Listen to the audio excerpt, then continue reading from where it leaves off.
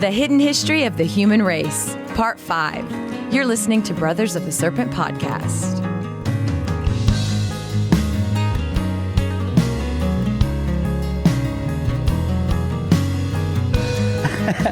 And we are back, ladies and gentlemen, boys and girls, angels and demons and monsters and serpents, to Brothers of the Serpent podcast, coming to you not live from the 10 by 10 by 10 tangent cube of science, nestled amongst the dusty bones of an ancient seabed high atop the Edwards Plateau, and recently returned from the Scablands, which I think we'll discuss a little bit later on in this first segment, maybe a little bit. I think we're going to do a kind of a trip wrap-up show with, I think Darren, maybe Ben from Uncharted X will be there, and that will be a Cosmographia swapcast, but we'll definitely talk about it a bit tonight as well in the first segment.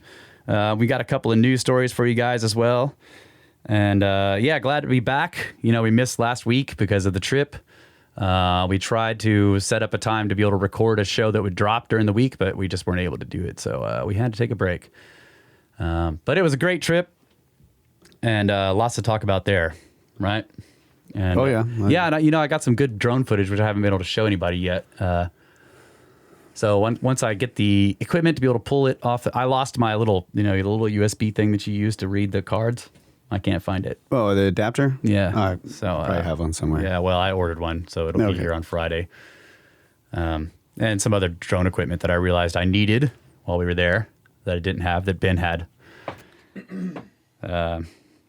So yeah, we'll talk about that later, but for now, let's go ahead and do space weather news from spaceweather.com, where we get all our space weather news.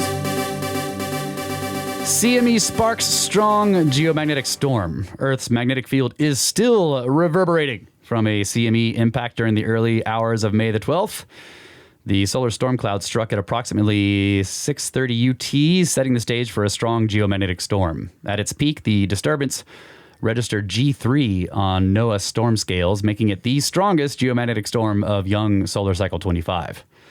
The peak of the storm spanned 1200 UT to 1800 UT, mostly daylight hours in Europe and North America, and even so, some auroras were sighted. Very bright and active waves of aurora danced with morning twilight in Western Canada, reports John David McKinnon, who photographed the display from the Sandhill Crane Marsh in Alberta. The storm is subsiding now. Nevertheless, high-latitude skywatchers should remain alert for auroras as Earth travels through the CME's turbulent wake on May 12th through 13th.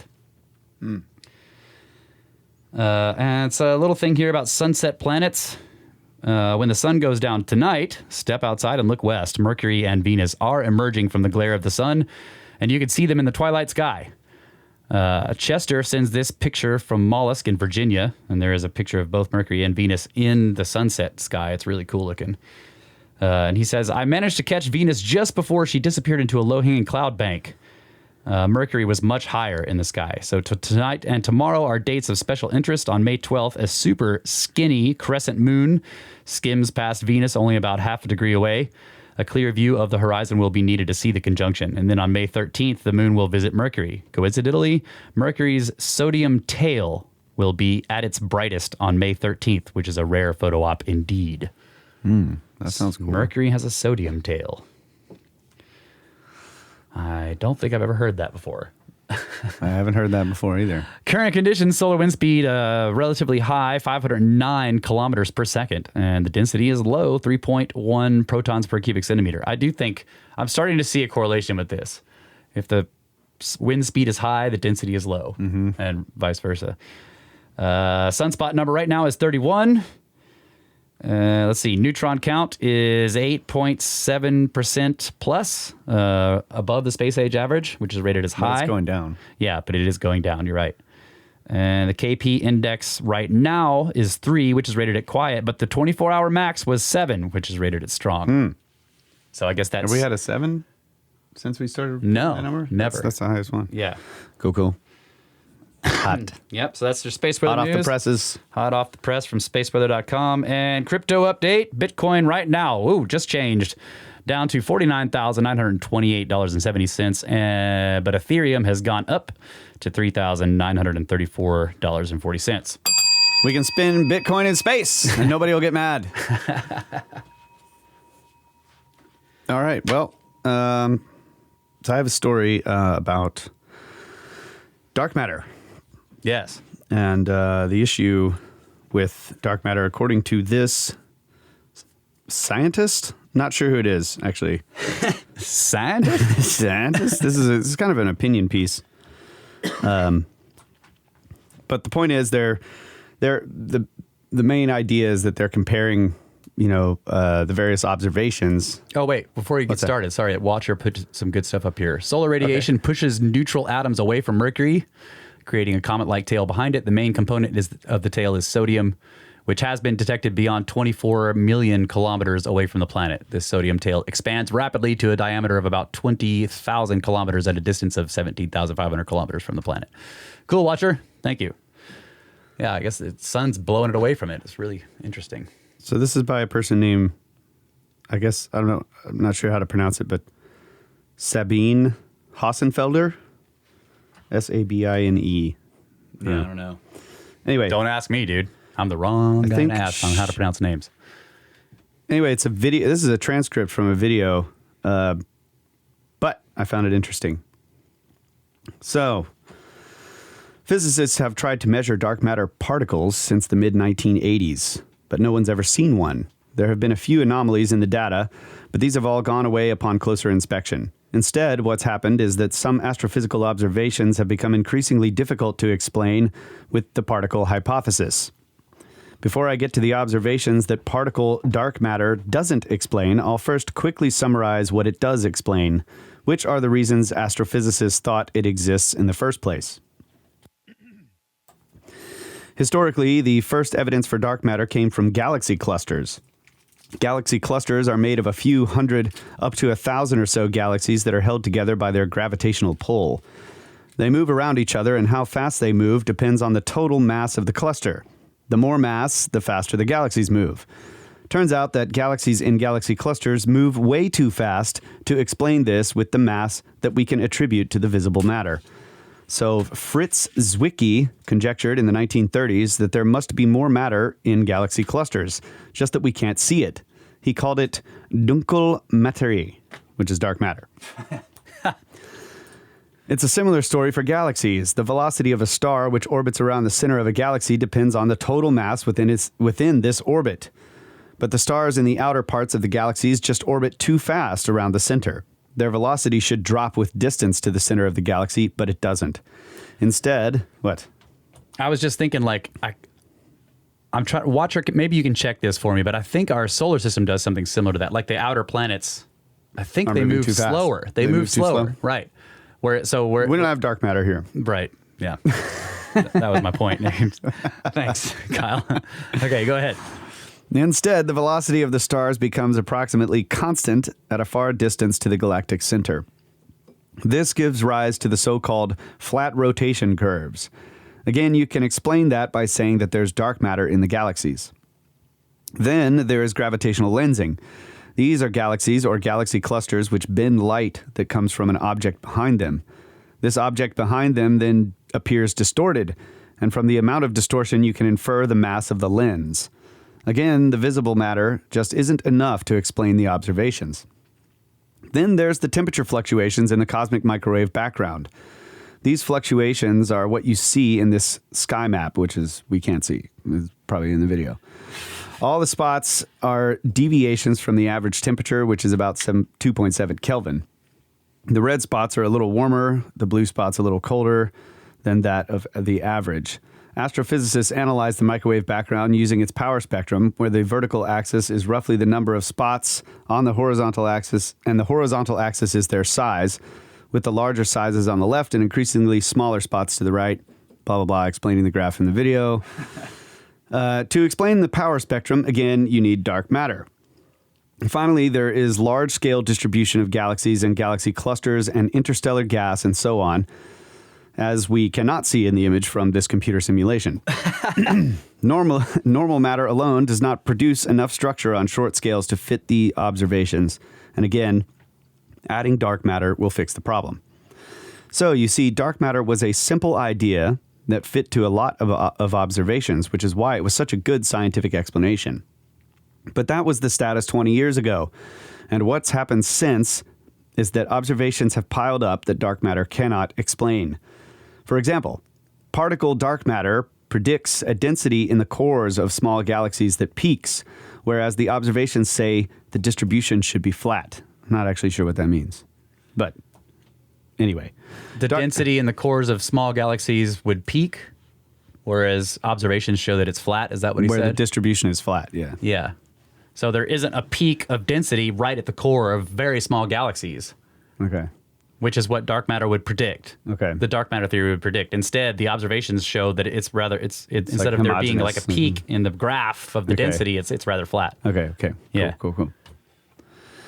So we also know from observations that the mass of a galaxy is correlated to the fourth power of the rotational velocity of the outermost stars. This is called the baryonic Tully-Fisher relation. Yeah, this is really cool. Yeah, and it's just an observational fact. Dark matter does not explain it. It's a similar issue with Renzo's rule, which we don't know what that is. But let me explain. The Renzo's rule says if you look at the rotation curve of a galaxy, then for every feature in the curve for the visible emission, like a wiggle or bump, there is also a feature in the rotation curve. Again, that's an observational fact, but it makes absolutely no sense if you think that most of the matter in the galaxies is dark matter. The dark matter should remove any correlation between the luminosity and the rotation curves. It should remove that correlation. Is that what he said? Dark matter should remove any correlation between the luminosity and the rotation curves, but it doesn't. Then there are collisions of galaxy clusters at high velocity, like the Bullet cluster or the El Gordo cluster. These are difficult to explain with particle dark matter because dark matter creates friction, and that makes such high relative velocities incredibly unlikely. Yes, you heard that correctly. The Bullet cluster is a problem for dark matter, not evidence for it. So I guess the Bullet cluster was used as evidence for dark matter at some point. Yeah. And yes, you can fumble with the computer simulations for dark matter and add more and more parameters to try to get it all right, but that's no longer a simple explanation and it's no longer predictive. So if it is not dark matter, then what else could it be? The alternative explanation to particle dark matter is modified gravity. The idea of modified gravity is that we are not missing a source for gravity, but that we have the law of gravity wrong. Modified gravity solves all the riddles that I just told you about. There's no friction, so high relative velocities are not a problem. It predicts the Tully-Fisher relation. It explains Renzo's rule and satellite alignments. It removes the issue with density peaks in galactic cores and solves the missing satellites problem. But modified gravity does not do well with the cosmic microwave background in the early universe, and it has some issues with galaxy clusters. So that looks like a battle between competing hypotheses, and that's certainly how it's been portrayed and how most physicists think about it. But here's the thing. Purely from the perspective of data, the simplest explanation is that particle dark matter works better in some cases, and modified gravity works better in others. A lot of astrophysicists reply to this, well, if you have dark matter anyway, why also have modified gravity? The answer, because dark matter has difficulties explaining a lot of the new observations. On its own, it's no longer parametrically the simplest explanation. But wait. You may want to say you can't just use dark matter for observations A, B, and C and modified gravity for observations X, Y, and Z. Why not? Well, actually, you can totally do that. Nothing in the scientific method that forbids it. But more importantly, if you look at the mathematics, modified gravity and particle dark matter are actually very similar. Dark matter adds new particles, and modified gravity adds new fields. But because of quantum mechanics, fields are particles and particles are fields, so it's the same thing, really. The difference is the behavior of these fields or particles. It's the behavior that changes from the scales of galaxies to clusters to filaments and the early universe. So what we need is a kind of phase transition that explains why and under which circumstances the behavior of these additional fields or particles changes, so that we need two different sets of equations. And once you look at it this way, it's obvious why we have not made progress on the question of what dark matter is for such a long time. There are just the wrong people working on it. It's not a problem you can solve with particle physics and general relativity. It's a problem for condensed matter physics. That's the physics of gases, fluids, and solids, and so on. So the conclusion that I have arrived at is that The distinction between dark matter and modified gravity is a false dichotomy. The answer isn't either, or it's both. The question is just how to combine them. So And that's once what, again, that's from Sabine Hossenfelder, and it's a video that I didn't watch. I should, but let's see, it's a blog. It's interesting because you've been saying that about the phase shift. When I brought up the standard candle, the Type 1a supernovas, and the anomalous acceleration of the universe starting 5 or 6 billion years ago. Right. And how that's weirder than having this anomalous dark energy be present the whole time and slowly increasing. It just suddenly shows up. And you were like, well, that sounds like a phase shift. Yeah. A phase change. It reaches a threshold. Yeah. And then bam, like right. all the properties change. Yeah. Yeah. And so she says that too. It's like this is a problem for for solids, liquids, and gases kinds of, it's a phase shift change. Yeah. It's like we have to understand what's happening here. But it's interesting, like there was no dark energy in that entire article.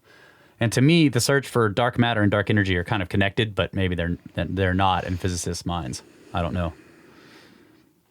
I have a problem with dark energy because, we get into, there's the standard candle problem. There's the redshift problem. I just don't know, if they're just take the idea that there is dark matter out there, then how do we know that if there's some kind of particle that we can't see that's interacting with everything around it, and we're looking through just like billions and billions and billions and billions of miles, or light years or whatever. Yeah, trillions of miles, billions of light. Trillions of light, trillions of miles. How do we know that it's not having an effect on the light? It's just a question, but I agree. And there's that, the concept of tired light, which would answer some of these problems, that light itself changes having to cross extreme distances. Yeah, and then there's the idea of intrinsic redshift, which is Halt and ARP, which I don't understand at all. Yeah, but we need to read that he paper. seemed to understand it, right? I don't know. Anyway, it's refreshing to hear somebody say modified gravity. That's all. Yeah. New physics, modified gravity. Yeah. And I've been seeing the stories in there. And it's like, have we found some new physics? Oh, yeah. And then you read the story and it's like, nope, it's pretty much standard model. And you're just like, yeah, dude. With the muons that didn't quite have the correct electromagnetic signature. That was a big deal. And they're like, oh, it's new physics. Because the standard model, and in this case, I actually mean the standard model as it's used in physics, that's where that term really came from.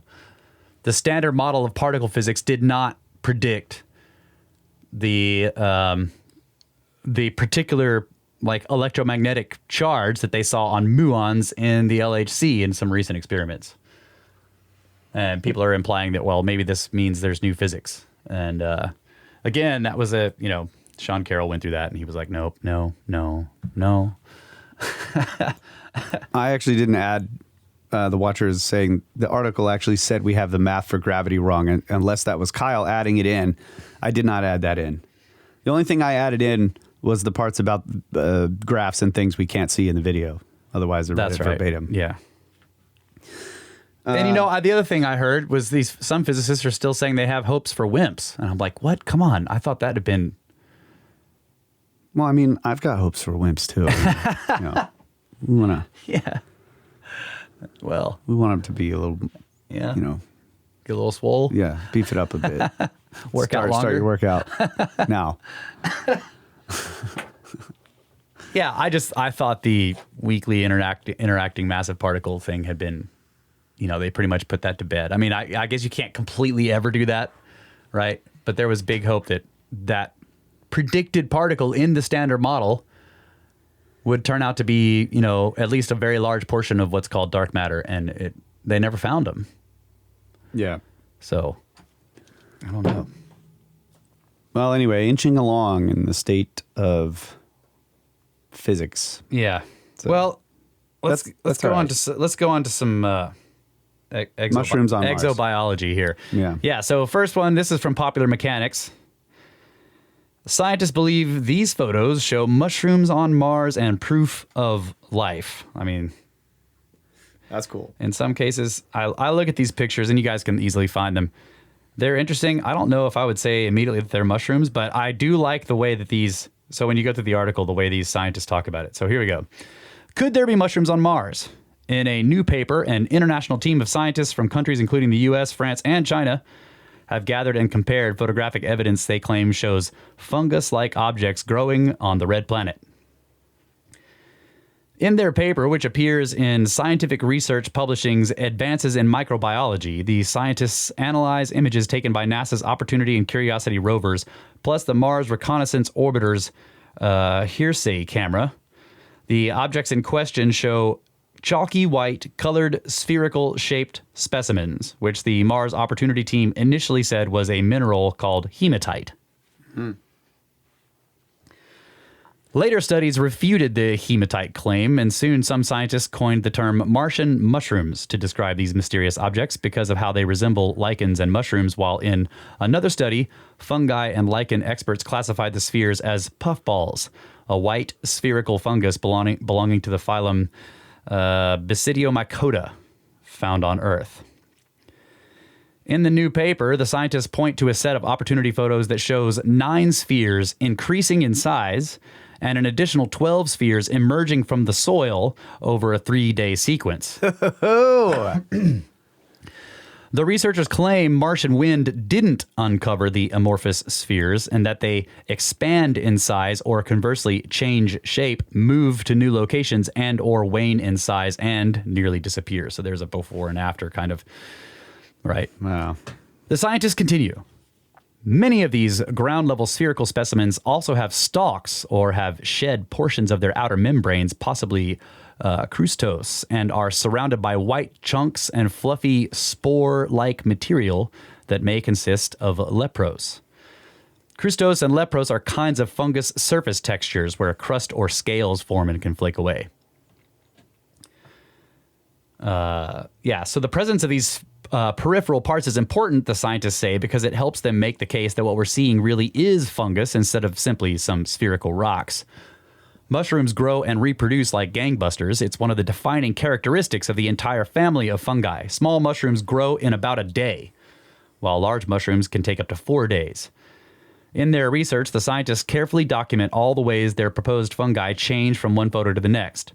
White amorphous mass alters shape, location, and almost completely disappears from inside a crevice of a rock shelter over a 3-day period, they explain, of one image set shown below. Besides something like a gust of wind blowing away loose sand, fungi are one of the only living things that could experience such noticeable growth and change in just a few days.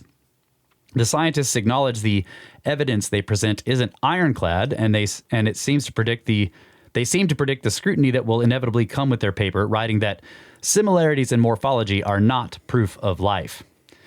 It is possible that all the specimens presented here are abiotic. We cannot completely rule out minerals, weathering, and unknown geological forces that are unique to Mars and unknown and alien to Earth. However, growth, movement, alterations in locations and shape constitute behavior and, coupled with life-like morphology, strongly support the hypothesis that there is life on Mars. So I don't know if I missed this in the beginning, but where did they get the photos? From all the rovers. All of them? Yeah, well, Opportunity and Curiosity, and then also the orbital camera. Okay. But if there really were mushrooms on Mars, what would that mean in a future where humans hope to settle on the red planet? Well, the scientists say many fungi on Earth are also extremophiles, meaning that they are organisms that can thrive in conditions considered extreme in terms of the usual building blocks of life. So, to find mushrooms on Mars is perhaps less surprising than we think, right? They're already trying to play it down. Oh, we're not really surprised by this. That's not really surprising. In his 2018 novel Red Moon, Kim Stanley Robinson imagined a moon settlement with fast-growing bamboo as its primary building material. And it's not hard to imagine fungus used as anything from building material to an insulator to even a hypothetical food source for Mars residents or their livestock animals.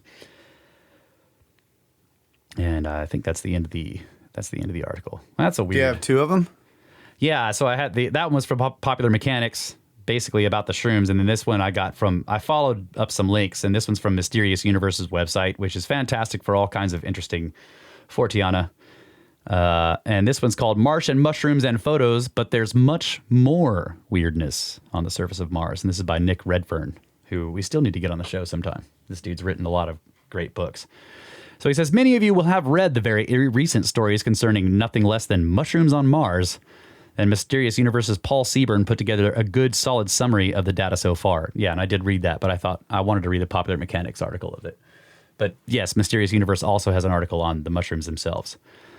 So Redfern says, Paul stated, what would you say if a team of legitimate scientists released a research paper claiming they have analyzed numerous photographs of Mars taken by the Opportunity and Curiosity rovers and concluded that there are mushrooms, algae, lichens, and fungi growing not just on the surface of the planet, but also on the surface of the rovers themselves? Uh-huh. Paul notes, Dr. Regina Das of the Department of Microbiology at the School of Life Sciences in India responds in a press release with, there are no geological or other abiogenic forces on Earth which can produce sedimentary structures by the hundreds which have mushroom shapes, stems, stalks, and shed what look like spores on the surrounding surface. In fact, 15 specimens were photographed by NASA growing out of the ground in just 3 days. In light of all this, Nick Redfern says, I thought that today, taking into consideration the nature of the article and its content, I would share with you some more photos from Mars that have provoked controversy, but in very different ways. As NASA noted in 1977, launched November 7th, 1996, Mars Global Surveyor became the first successful mission to the Red Planet in 2 decades. After a year and a half spent trimming its orbit from a looping ellipse to a circular track around the planet, the spacecraft began its prime mapping mission in March of 1999. It has continued to observe the planet from a low-altitude, nearly polar orbit ever since. Not only that, NASA added that Mars has very repeatable weather patterns and that a panoply of high-resolution images from the Mars Global Surveyor has documented gullies and debris flows, suggesting that occasional sources of liquid water, similar to an aquifer, were once present at or near the surface of the planet. That same data revealed something else, something amazing, if the data was not being misinterpreted.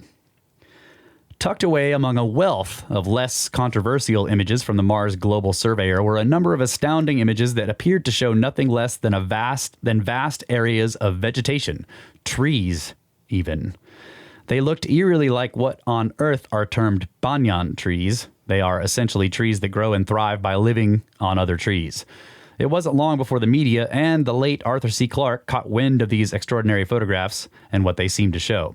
Clarke wasted no time at all in giving his opinion on this new development on Mars. He made no bones about it when he said that the collective images were so striking that there is no need to say anything about it. Clarke was also excited by the fact that Mars's very own banyan trees appeared to alter in appearance according to the seasons on Mars. On this particular point, Clarke could not forget NASA's words that Mars had very repeatable weather patterns when he said, something is actually moving and changing with the seasons. And to this day, the debate about these objects goes on. And there's a picture overhead. They look like trees. Wow. That's pretty cool. That's very cool. Now, let us take a careful look at some of the other imagery that has been collected, studied, and placed into the public domain as evidence that there was, and possibly still is, life on Mars. One particular case that I personally think has a high degree of merit attached to it concerns what has become known as the face hugger photograph. Did you ever see this? I don't think so. Taken in July 2015 by NASA's Curiosity rover, it appears to show a strange creature that looks astonishingly like the monstrous face-invading creatures that appear in the phenomenally successful series of Alien movies. The article included the words of Seth Shostak, a skeptic when it comes to the matter of life on Mars, and the senior astronomer and director of the Center for SETI Research. Shostak said of the strange-looking thing and other allegedly anomalous photos that reach him from time to time, those that send them to me are generally quite excited, as they claim that these frequently resemble something you wouldn't expect to find on the rusty, dusty surface of the red planet. It's usually some sort of animal, but occasionally even weirder objects such as automobile parts. Maybe they think there are cars on Mars. says the scriptard. On the other side of the coin were the words of Scott Waring, who at UFO Sightings Daily said that it does appear alive. It may be a crab-like animal or it may be a plant. The object has many arms and one of them goes to the left of the picture a very long way. That arm is longer than all the others. Plant or animal, it doesn't really matter. The significance of this is that it shows signs that it is alive. That is everything, but not to NASA. And that's pretty much how the online debate went on. There's the picture of the facehugger. It's like stuck to a cliff and it looks like a weird mutant flower.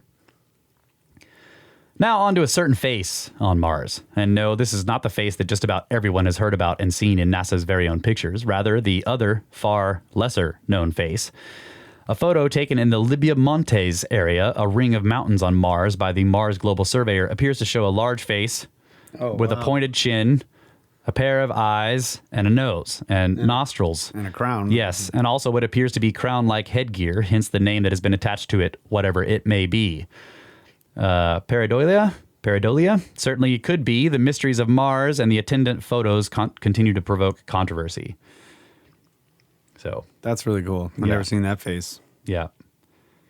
The queen of Mars. I want to try pepperoni and Mars mushroom pizza. But so I think the mushroom thing is really cool. Yeah. Yeah, it could be, I like how they Could all be some weird crystallization. They all said it could be some unknown abiogenic mineral process that we don't know about, but what it really looks like is shrooms. Yeah. I mean, fungus is a good candidate for figuring out ways to survive in strange environments. Right. That's right. Well, we're already out of time for this segment, but let's go ahead and go long a little bit here. Did I say, by the way, at the beginning of the show that we're live to Discord? If I didn't say it, we are. So we're like... Basically, that means we're getting memed hard. Yeah, there's like massive memes and we're being trolled. But just to say, all of you listeners out there who aren't in the Discord, every once in a while we will do a show live to the Discord. So you get to, if you're in the Discord, you get to hear it as we make it, and you get to hear all the in between breaks, conversations, and troll us while we're doing the show. Try to distract Kyle, from counting the seams on his jeans while I'm reading. But yeah, let's talk a little bit about the trip, just a little bit. Yeah. Man, it was awesome. Yeah, learned a lot. Finally getting to see the Scablands, getting to see a lot of these features we've been looking at on Zoom.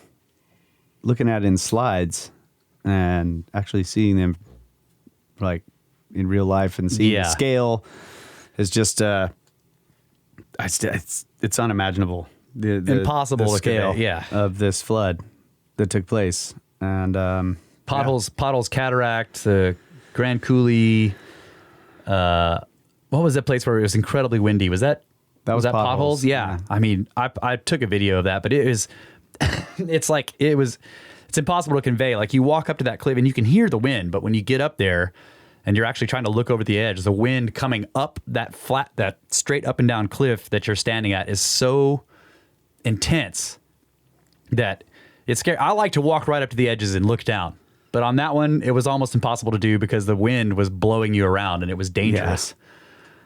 And I tried to fly the drone, and that definitely didn't work. I mean, we backed up a little way from the cliff, and I launched it, and then once I got maybe 20 feet in the air, the drone was like beep beep beep beep beep, started getting blown backwards. And I'm like, nope, I can't do it. Yeah, and the other thing, of course, is the community. Like, everybody that was there was amazing, and it was just a great group. Lots of laughs, good times, great conversations. Yep. And it was just a wonderful time getting to spend a week with all those people and everybody being able to see all these features together and just, wonder at them. And highly recommend going on a trip. Yeah, we're doing another one in September. Yeah, Scablands are, that's probably the most expensive one. But I mean, I don't know. Every contact of the cabin trip we've done has just been awesome. So, yeah, that's right. There's going to be a lot of different ones and a lot of different price ranges. So hopefully include everybody. being able to be a part of it, and you should definitely do it. Yeah, and we're learning as we do it, so we get better at it. We definitely got better at this one as the days went by. Got better at organizing things in the morning, getting things ready to go, understanding what we needed to do. But I love the backflip meme. The point I'm trying to make here is there's another Scablands trip that we're already planning. It's another Contact at the Cabin, which means we're doing it with Grimerica and, of course, the Cosmographia team. And then the Holocene group, which is what Snake Bros has put together. Kyle's over here laughing at the memes. Snake Bros has put together a group of people, and I'm hoping that some of them... You didn't ruin that group pick. That was hilarious. Unsung heroes of the Holocene group, which is a LLC that Laura, Snake Wife, has helped us put together to handle these trips, because we need people on the back end doing like the financing, the accounting, the organizing. We need like event experts that help us work out the details of getting, insurance, and there's just a whole bunch of stuff that you can't just show up and do it because there's a lot of logistics involved. So we've got a team of people that are helping us do this with Randall, with Darren, and in the future now also with Ben from Uncharted X. We're going to be doing a trip with him as well. And I think Darren's already mentioned, so I can say it. We're planning a trip to Egypt with Ben from Uncharted X and Darren as a Contact at the Cabin / Uncharted X / Brothers of the Serpent straight to Pyramids trip maybe in a couple of years, maybe next year, maybe the one after that, but we're already planning it. So hopefully some of the Holocene group will be there on the next trip, but if you want to go to the Scablands, we're doing it again in September of this year. That's right. And then there will be another Bryce Canyon in April. In April of next year with Matheson. And Matheson was actually on the Scablands trip too, which was great. He gave a little bit of star, and we went out and looked at the stars with him one night. Really cool. So, one other thing I want to say before we close out this segment is to all of you who are on the trip. I know a lot of you are listening. Thank you so much for coming up to us and saying how much you appreciate the show and all the support you've given us. I don't think any of you that were at that trip are in the Discord. So it was interesting, because like I'm used to thinking of the Snake Force as the people in the Discord, but I know we have a lot more listeners than that. So it was great to meet all of you, and thank you so much for all your kind words about the show. I know you're out there, and I know you're listening. Karen, all the Steves, but especially the one Steve. You know which Steve you are, Steve. Thanks you guys so much. And let's go ahead and take a break. All right. I gotta stop doing the clapping thing. All right. I picked it up from you, and now I do it like all the time. Well, take a break. You gotta really clap.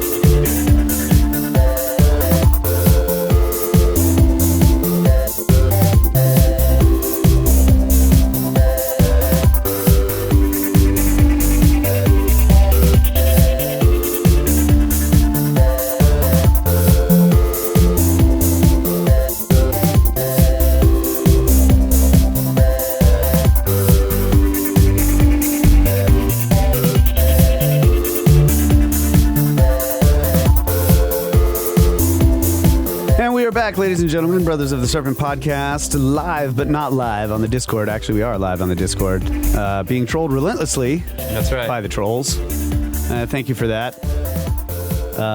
Making it even harder for me to pay attention than I just with my own mind trolling me. Right. So, right, but it's what's really fun is in the breaks, right? Yeah, that's so all of you listening later or years from now. What it's really about is the breaks in these live to the Discord, because when we get to interact, and then they really troll us. They know that during the show we can't actually pay too much attention. I mean, I think they know that. It's really hard not to watch. So we're getting into the book. That's right. So what chapter are we on? How far are we into this? Back into the hidden history of the human race. It's been 2 weeks. Yeah. We took a week off for the trip. That's right. We were not ashamed. Not at all. So, Hidden History of the Human Race. This is the condensed edition of Forbidden Archaeology by Michael Cremo and Richard Thompson.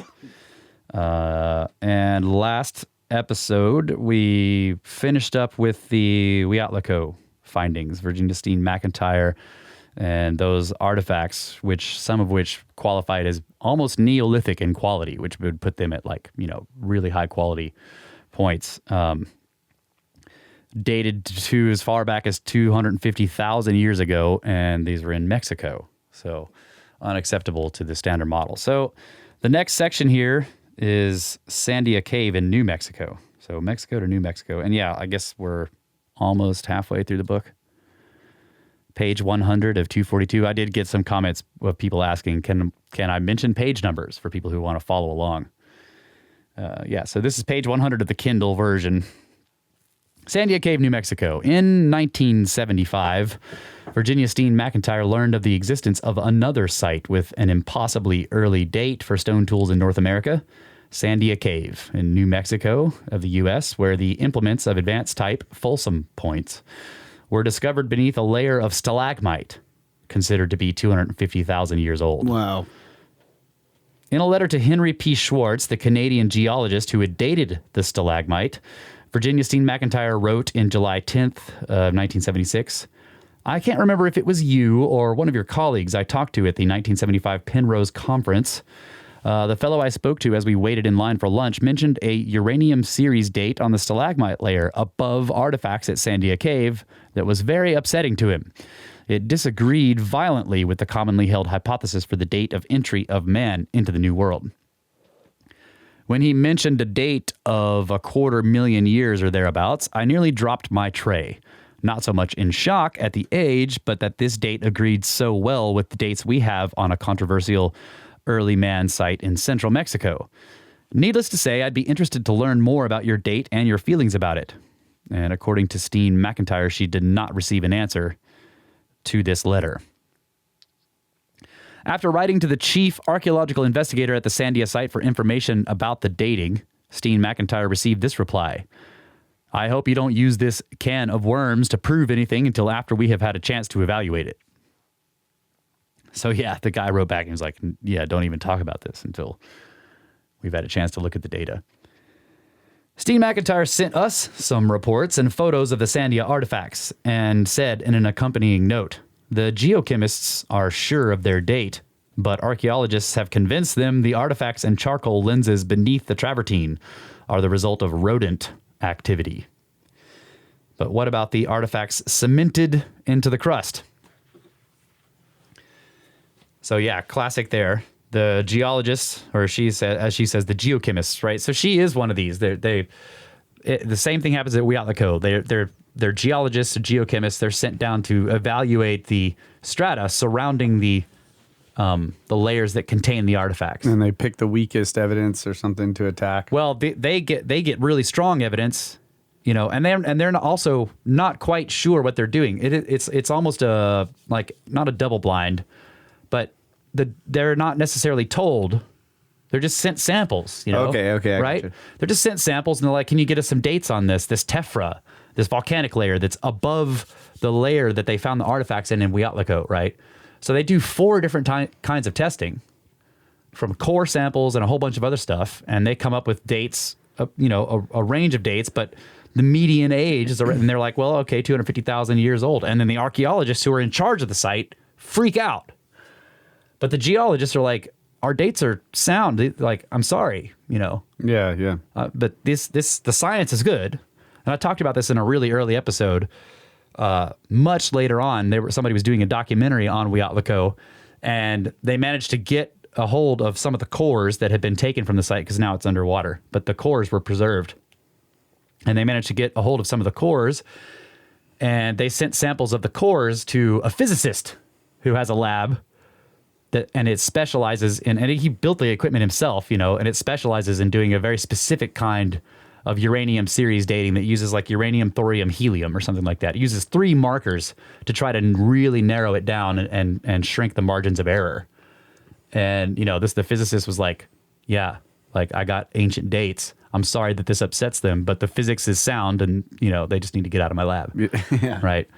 Yeah, I remember that. Yeah. So I wasn't paying attention because I was dealing with the watcher. That's all right. But the same thing is happening here with the Sandia Cave. The geochemists are sure of their dates, but the archaeologists are not. And the archaeologists are saying, no, these artifacts are stuck in this because of rodent activity, right? That somehow rodents have dug little holes underneath the stalagmite and jammed the artifacts in there and then shit all over the place, and it looks like coal. But she's like, well, what about the artifacts that are still cemented into the crust, right? Because some of them were embedded in the the travertine material, the stalagmite material. Okay. Neolithic tools from the California gold country. This is one of my favorite parts of the book here. In 1849, gold was discovered in the gravels of ancient riverbeds on the slopes of the Sierra Nevada mountains in central California, drawing hordes of rowdy adventurers to places like Brandy City, Last Chance, Lost Camp, You Bet, and Poker Flat. I love that name. You Bet. Last Chance, Lost Camp, Poker Flat. At first, solitary miners panned for flakes and nuggets in the gravels that had found their way into the present stream beds, but soon, gold mining companies brought more extensive resources into play, some sinking shafts into mountainsides, following the gravel deposits wherever they led, while others washed the auriferous or gold-bearing gravels from hillsides with high-pressure jets of water. The miners found hundreds of stone artifacts and, more rarely, human fossils. God, it's crazy. Yeah. The most significant artifacts were reported to the scientific community by J.D. Whitney, then the state geologist of California.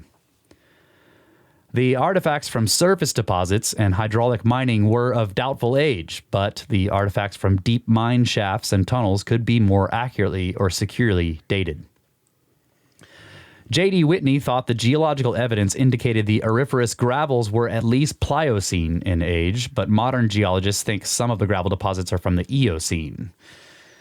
Many shafts were sunk at Table Mountain in Tuolumne County, going under thick layers of basaltic volcanic material called latite or latite before reaching the gold-bearing gravels.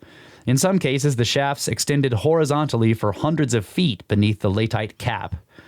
Discoveries from the gravels just above the bedrock could be from 33.2 to 55 million years old, but discoveries from other gravels may be anywhere from 9 to 55 million years old.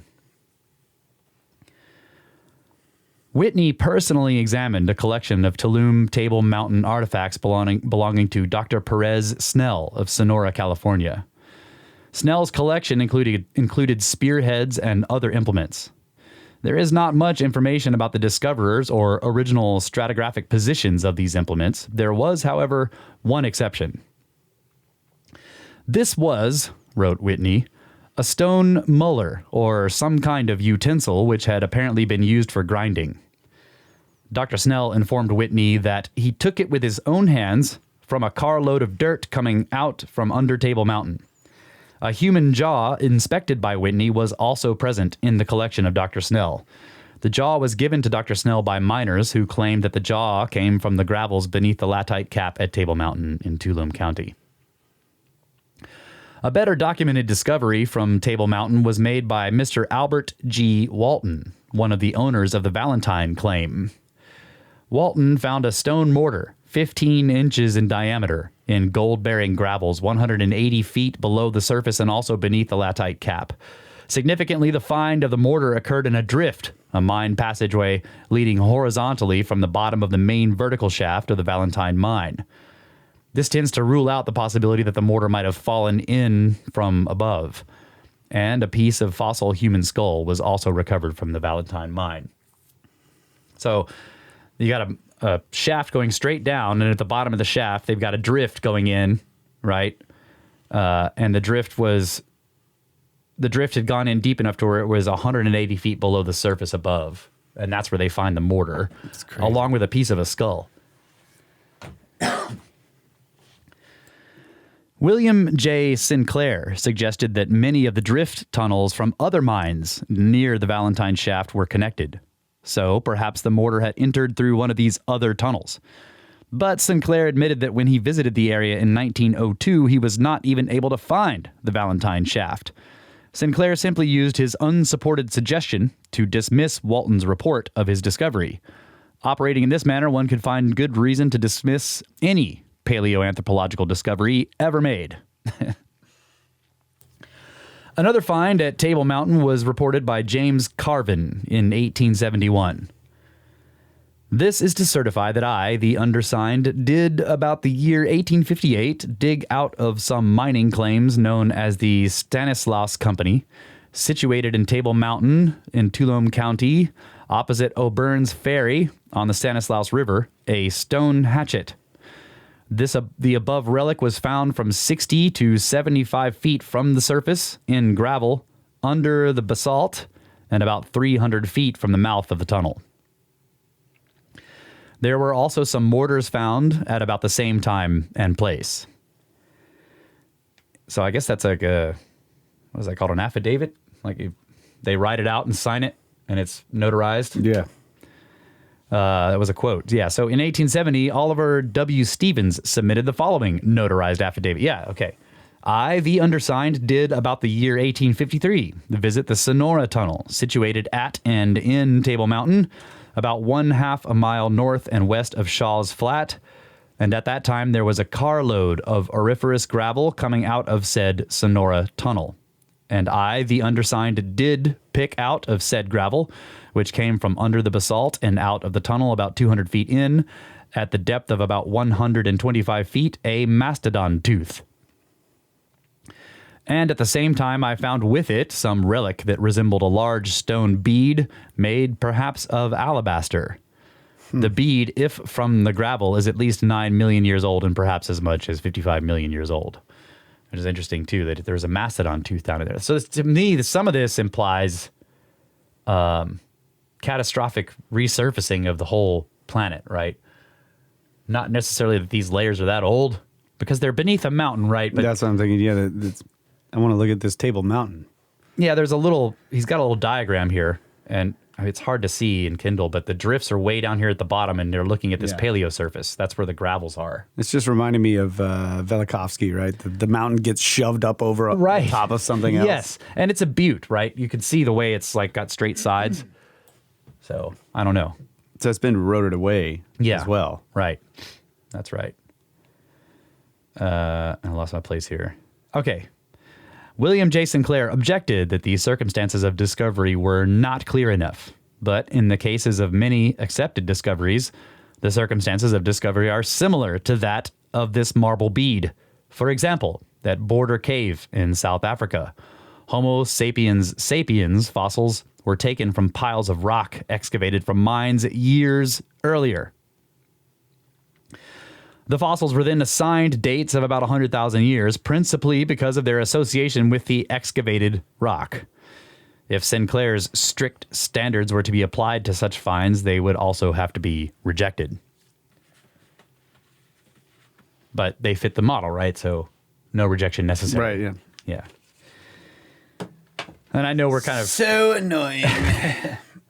We keep mentioning that, but I think that's part of the point of this book, is that it's showing you like that some of these finds, but you know, a skeptic will just pick it apart and they'll be like, well, it's not, you know, it was in the 1800s. They didn't know what they were doing. It was found by miners and the scientists didn't even show up until it was already taken out of the mine. But this is exactly what's happened with a lot of very accepted finds. That's the point. And yeah.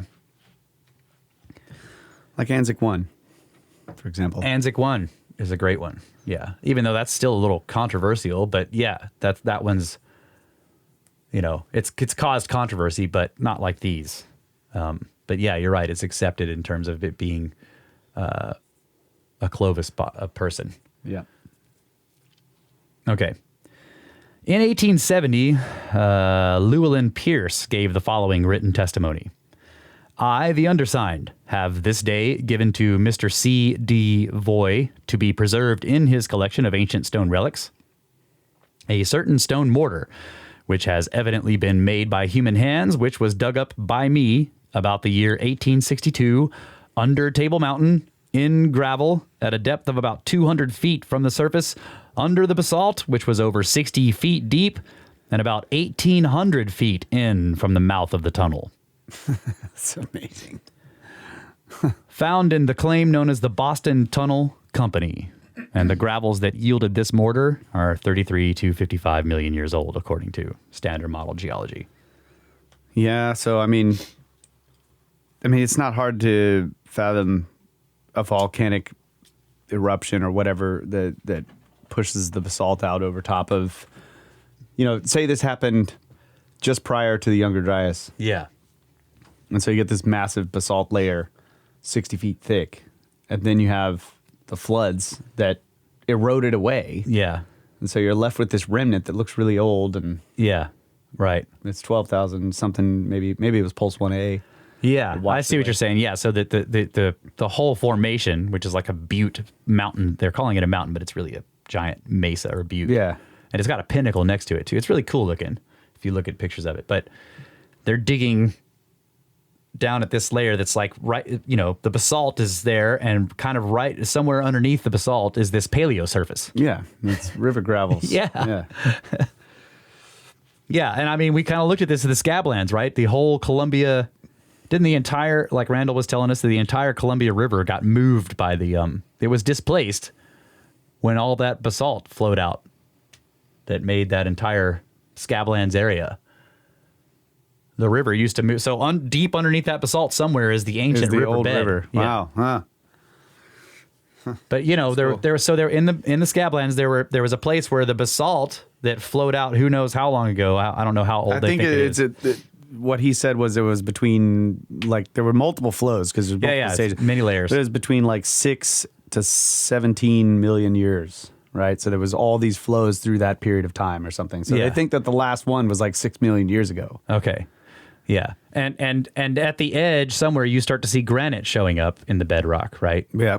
And there's there's a line there where there's granite on one side and basalt on the other, and that's where the river is now because it got pushed all the way that way towards the granite, because it was out in the middle of where the basalt is now. So it's like, So yeah, you might. you could dig under there and you may find a paleo surface, right? That's And cool. ancient riverbeds. I don't know if they would be auriferous, gold bearing, but they might have artifacts in them. That's just crazy. Yeah. I'd love to do that. Okay. William J. Sinclair objected that the mortar was made of andesite, a volcanic rock not often found in the deep gravels at Table Mountain. But modern geologists report that in the region north of Table Mountain, there are 4 sites that are just as old as the pre-volcanic auriferous gravels and contain deposits of andesite. Andesite mortars might have been a valuable trade item and could have been transported good distances by rafts or boats or even by foot. According to Sinclair, Pierce found another artifact along with the mortar. The writer was shown a small oval tablet of dark-colored slate with a melon and leaf carved in high relief. This tablet shows no signs of wear by gravel. The scratches are all recent defacements. The carving shows very evident traces of a steel knife blade and was conceived and executed by an artist of considerable ability. So he's trying to say, he's trying to say it was, this is the Sculptard saying this, so he's trying to say this was a hoax, right? Sinclair did not say exactly what led him to conclude the tablet had been carved with a steel blade. Therefore, he may have been wrong about the type of implement that was used. In any case, the slate tablet was, in fact, discovered with the mortar in pre-volcanic gravels deep under the latite cap of Tulum Table Mountain. So, even if the tablet does display signs of carving by a steel blade, that does not mean it's recent. One could justifiably conclude that the carving was done by human beings of a relatively high level of cultural achievement between 33 and 55 million years ago. Exactly. Sinclair also said that the tablet showed no signs of wear by gravel, but perhaps it was not moved very far by river currents and therefore remained unabraded. Or perhaps the tablet could have been dropped into a gravel deposit of a dry channel. On August 2nd, 1890, J. H. Neal signed the following statement about discoveries made by him. In 1877, Mr. J. H. Neal was superintendent of the Montezuma Tunnel Company and ran the Montezuma Tunnel into the gravel underlying the lava of Table Mountain. At a distance from between 1,400 and 1,500 feet from the mouth of the tunnel, or between 200 and 300 feet beyond the edge of the solid lava, Mr. Neal saw several spearheads of some dark rock and nearly 1 foot in length. I know. I want this. I need to find one. On exploring further, he found himself a small mortar, 3 or 4 inches in diameter and of irregular shape. This was discovered within a foot or two of the spearheads. He then found a large, well-formed pestle, now the property of Dr. R.A.I. Bromley, and nearby a large and very regular mortar, also at present the property of Dr. Bromley. Neil's affidavit continues. All of these relics were found close to the bedrock, perhaps within a foot of it. Mr. Neil declares that it is utterly impossible that these relics can have reached the position in which they were found, excepting at the time the gravel was deposited and before the lava cap formed. There was not the slightest trace of any disturbance of the mass or of any natural fissure into it by which access could have been obtained either there or in the neighborhood. In other words, he didn't see any way in the ceilings or walls of the tunnel he had cut for these objects to have fallen down from the surface, which was really far above him. No access to this area, but, you know. Okay, I'm just thinking that there's got to be pieces of wood and stuff in this gravel that used to be a river. That's what we need to find. A chunk of wood that can be carbon dated. Can't carbon date something that old if it is, but yeah, you're right. We could try. But if it's really 33 million years old, there's no. But I'm just, going on the idea of the we've got the geology all could be wrong, younger. right? Yeah. But yeah, if it's really old, that's fine. Diatoms. There should be diatoms That's all right. in that. There should be diatoms. We could do a diatomaceous study. Yeah. Diatomaceous dating. Yeah, I mean, And if certainly- they pair up with sets of other diatoms from a period that's actually much younger, then boom, Yeah. you got some evidence there that these formations are younger. Or you can back up your evidence if they match up with something that's assumed to be equally as old. They could also do luminescence because There you go. this stuff has certainly been, it Exposed. was a surface, Yeah, right? So yeah. it got zeroed out while it was on the surface. And then it's been, Some of it, I mean, it's in gravel, so I mean, it'd be hard to figure out. but the which piece spear of gravel. points themselves would have had to, right? Yeah. They would have had to have been exposed to sunlight to be made into spear points. Unless they lived in the dark. That's right. But yeah, you're right. You would need to probably take a bunch of the gravel so that you would get ones that had certainly been exposed to the sun at some point, or maybe look for ones that show sun exposure in some way visually, and then do a bunch of luminescence dating and try to figure out how long has it been since those gravels were exposed to sunlight. That would be really cool. And if you did enough of them, you would get a wide range of dates, but there should be a grouping of young ones. And those, the youngest ones, the grouping of youngest ones should be the ones that were last exposed to sunlight, right? Yep. That would be That's cool. right. Yeah. Wow. Yeah. So cool. And there's a little tiny image of the actual mortar and pestle that he found with the spear points. Oh, that's beautiful. Yeah. Yep. Okay. Could grind up some maize in that thing. That's right. Make some tortillas and have tacos in ancient times. We talking tax? We are talking ancient times. Ancient tax. All right. In 1898, William H. Holmes decided to interview Neil, and in 1899, published the following summary of Neil's testimony. One of the miners coming out to lunch at noon brought with him to the superintendent's office a stone mortar and a broken pestle, which he said had been dug up in the deepest part of the tunnel, some 1,500 feet from the mouth of the mine. Mr. Neil advised him on returning to work to look out for other utensils in the same place. And agreeable to his expectations, 2 others were secured: a small ovid mortar, 5 or 6 inches in diameter, and a flattish mortar or dish, 7 or 8 inches in diameter. These have since been lost to sight. On another occasion, a lot of obsidian blades, or spearheads, 11 in number and averaging 10 inches in length, were brought to him by workmen from the mine. I know, it's like, you're just like, why can't I find these things?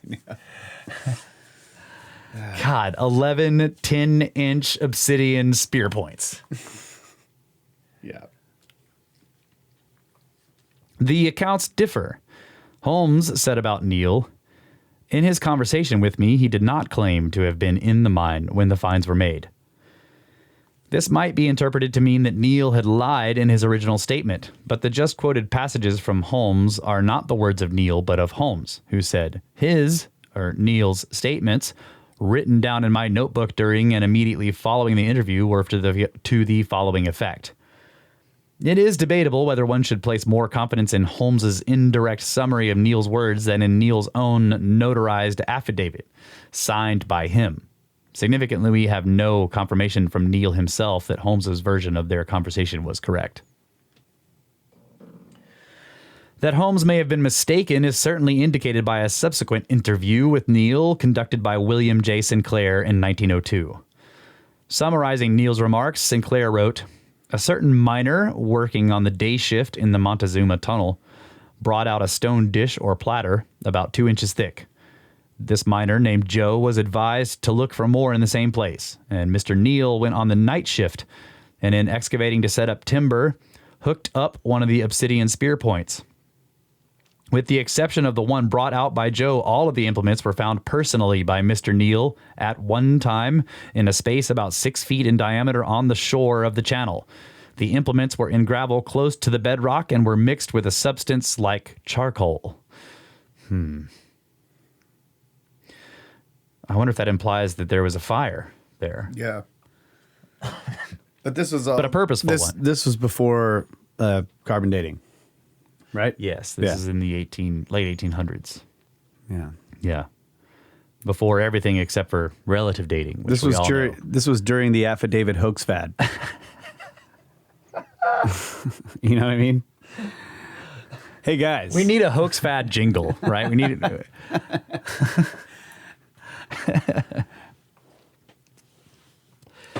Okay. I lost my place here. Okay. Right. Okay. About the obsidian spearheads found by Neil, Holmes said, "Obsidian blades of identical pattern were now and then found with digger Indian remains in the burial pits of this region.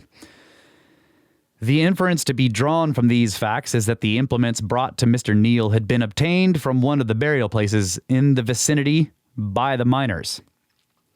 So yes, hoax fad. This is what we're talking about here. But Holmes could produce no evidence that any miners had actually obtained the blades from any burial pits. Holmes simply stated, how the 11 large spearheads got into the mine, or whether they came from the mine at all, are queries that I shall not assume to answer. Using Holmes's methods, one could discredit any paleoanthropological discovery ever made. One could simply refuse to believe the evidence as reported and put forward all kinds of vague alternative explanations without answering legitimate questions about them. Yep. Yeah. But they know, this is the thing. Like, this is what really has started to annoy me with this, is like, they know that these vague accusations will be accepted by, by by their colleagues. Yes. Because they want to have a reason to doubt these artifacts.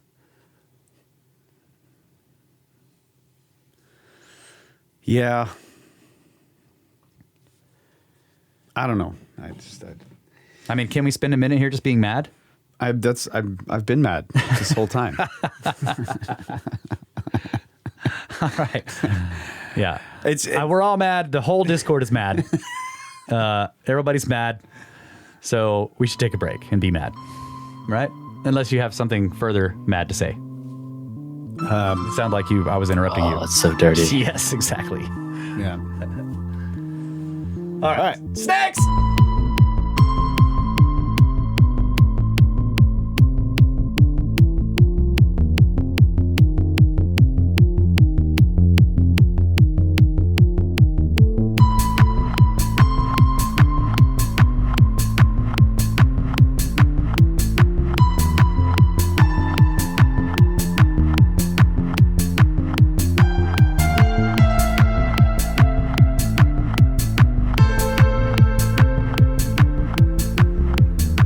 And we are back, ladies and gentlemen. Snake Bros Institute for Advanced Coprolite Studies, where there are no degrees, only certificates of ignorance, which you have to print yourself, or type them up on your typewriter, or write them out with crayon, or however you do it.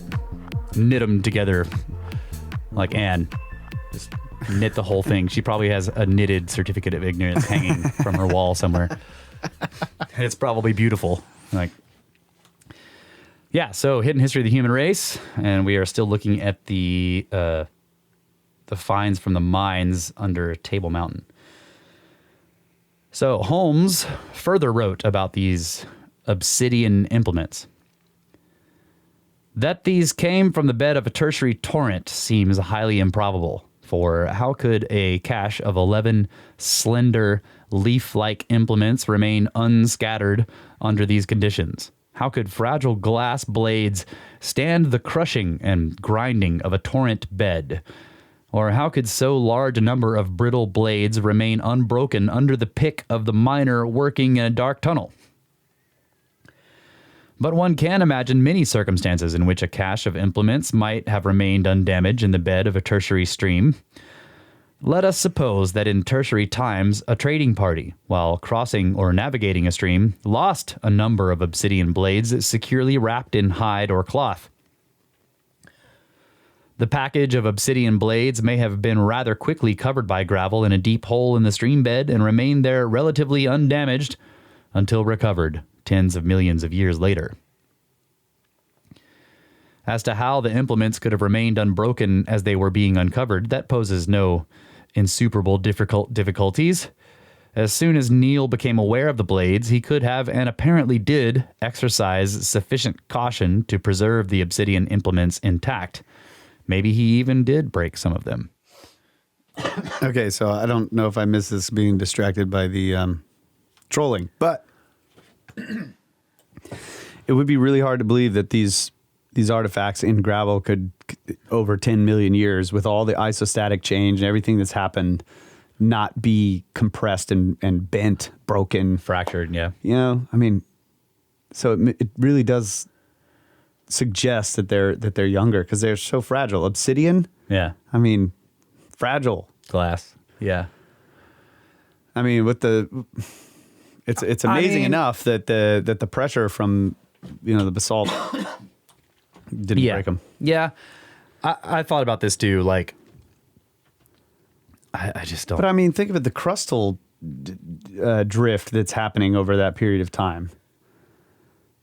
You know what I mean? Just from like Yeah, and it has a whole mountain on top of it and 60 feet of basalt, and that stuff's heavy. You know, and this is going to be. But if it's caught in gravel can, in the right circumstances, support incredibly heavy amounts of weight and sort of distribute it around things. Like, in other words, I would think sand. Little gravel pebbles also don't get crushed by enormous amounts of stone stacked on top of it, right? Yeah, but they're rounded so that if there's flexing involved in the crust, like when there's like look at the monocline, right? We were driving all over this monocline in the Scablands. Yeah. And it's this gigantic ripple. Yep.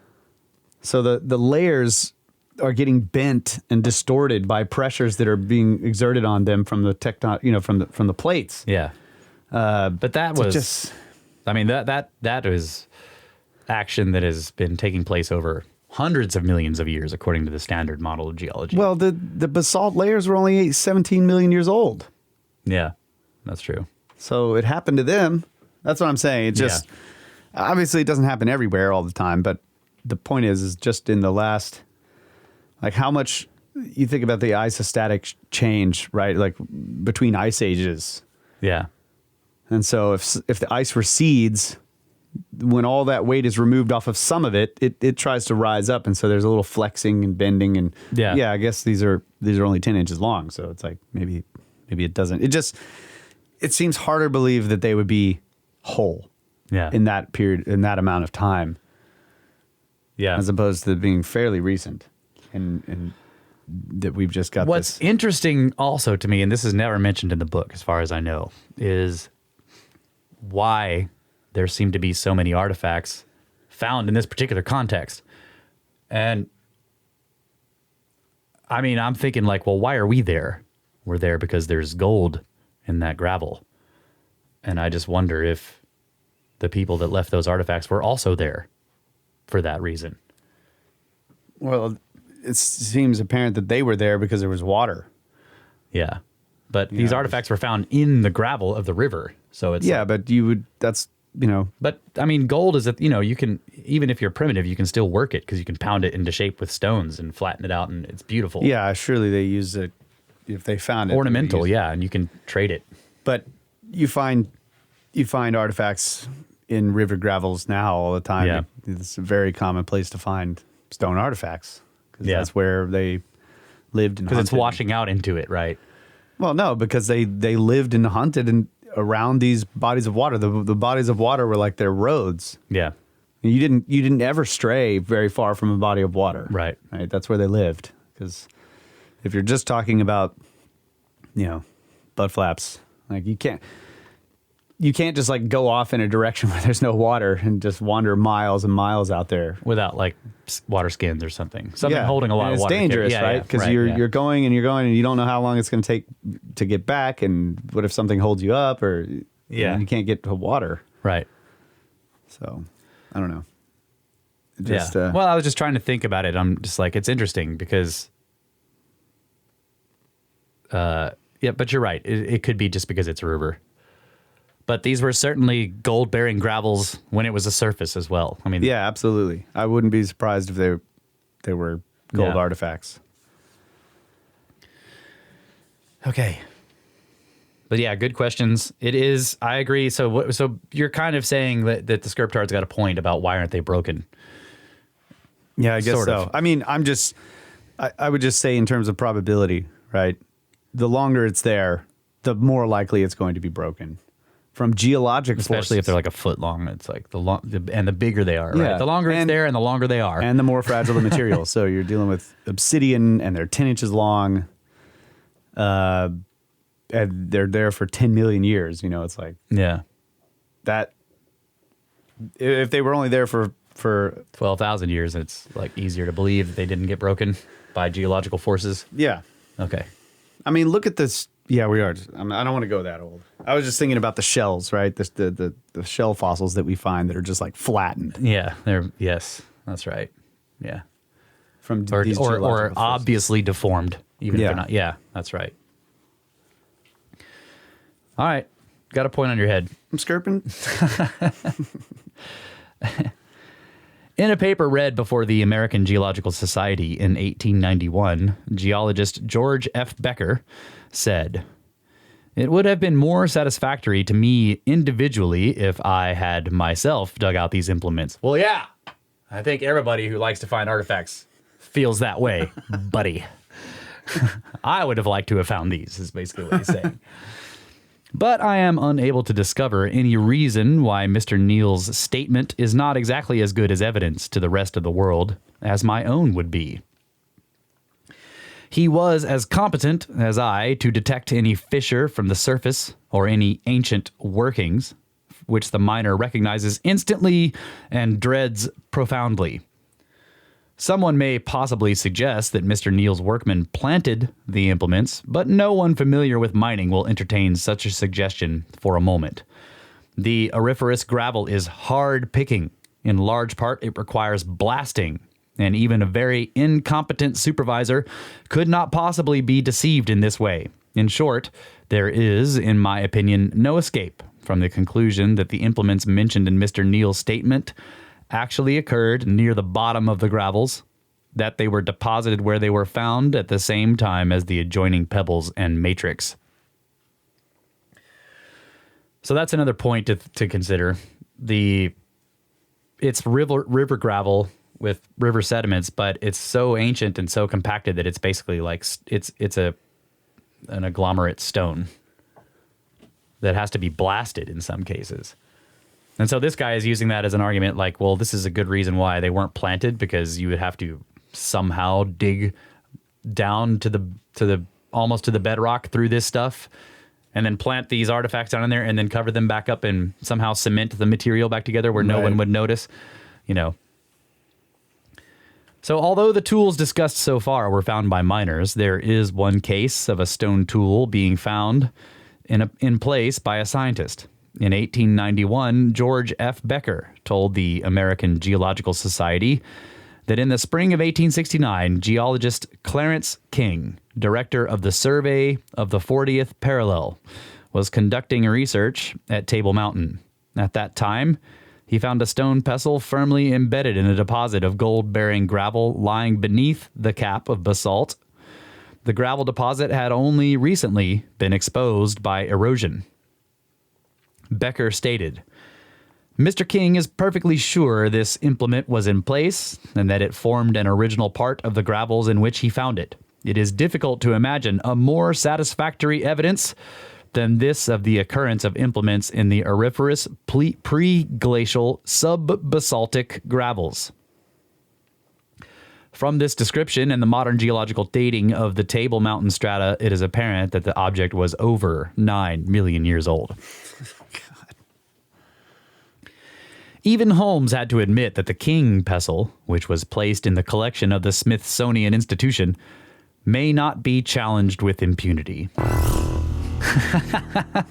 Pestle gone. That's right. Vanished without a trace.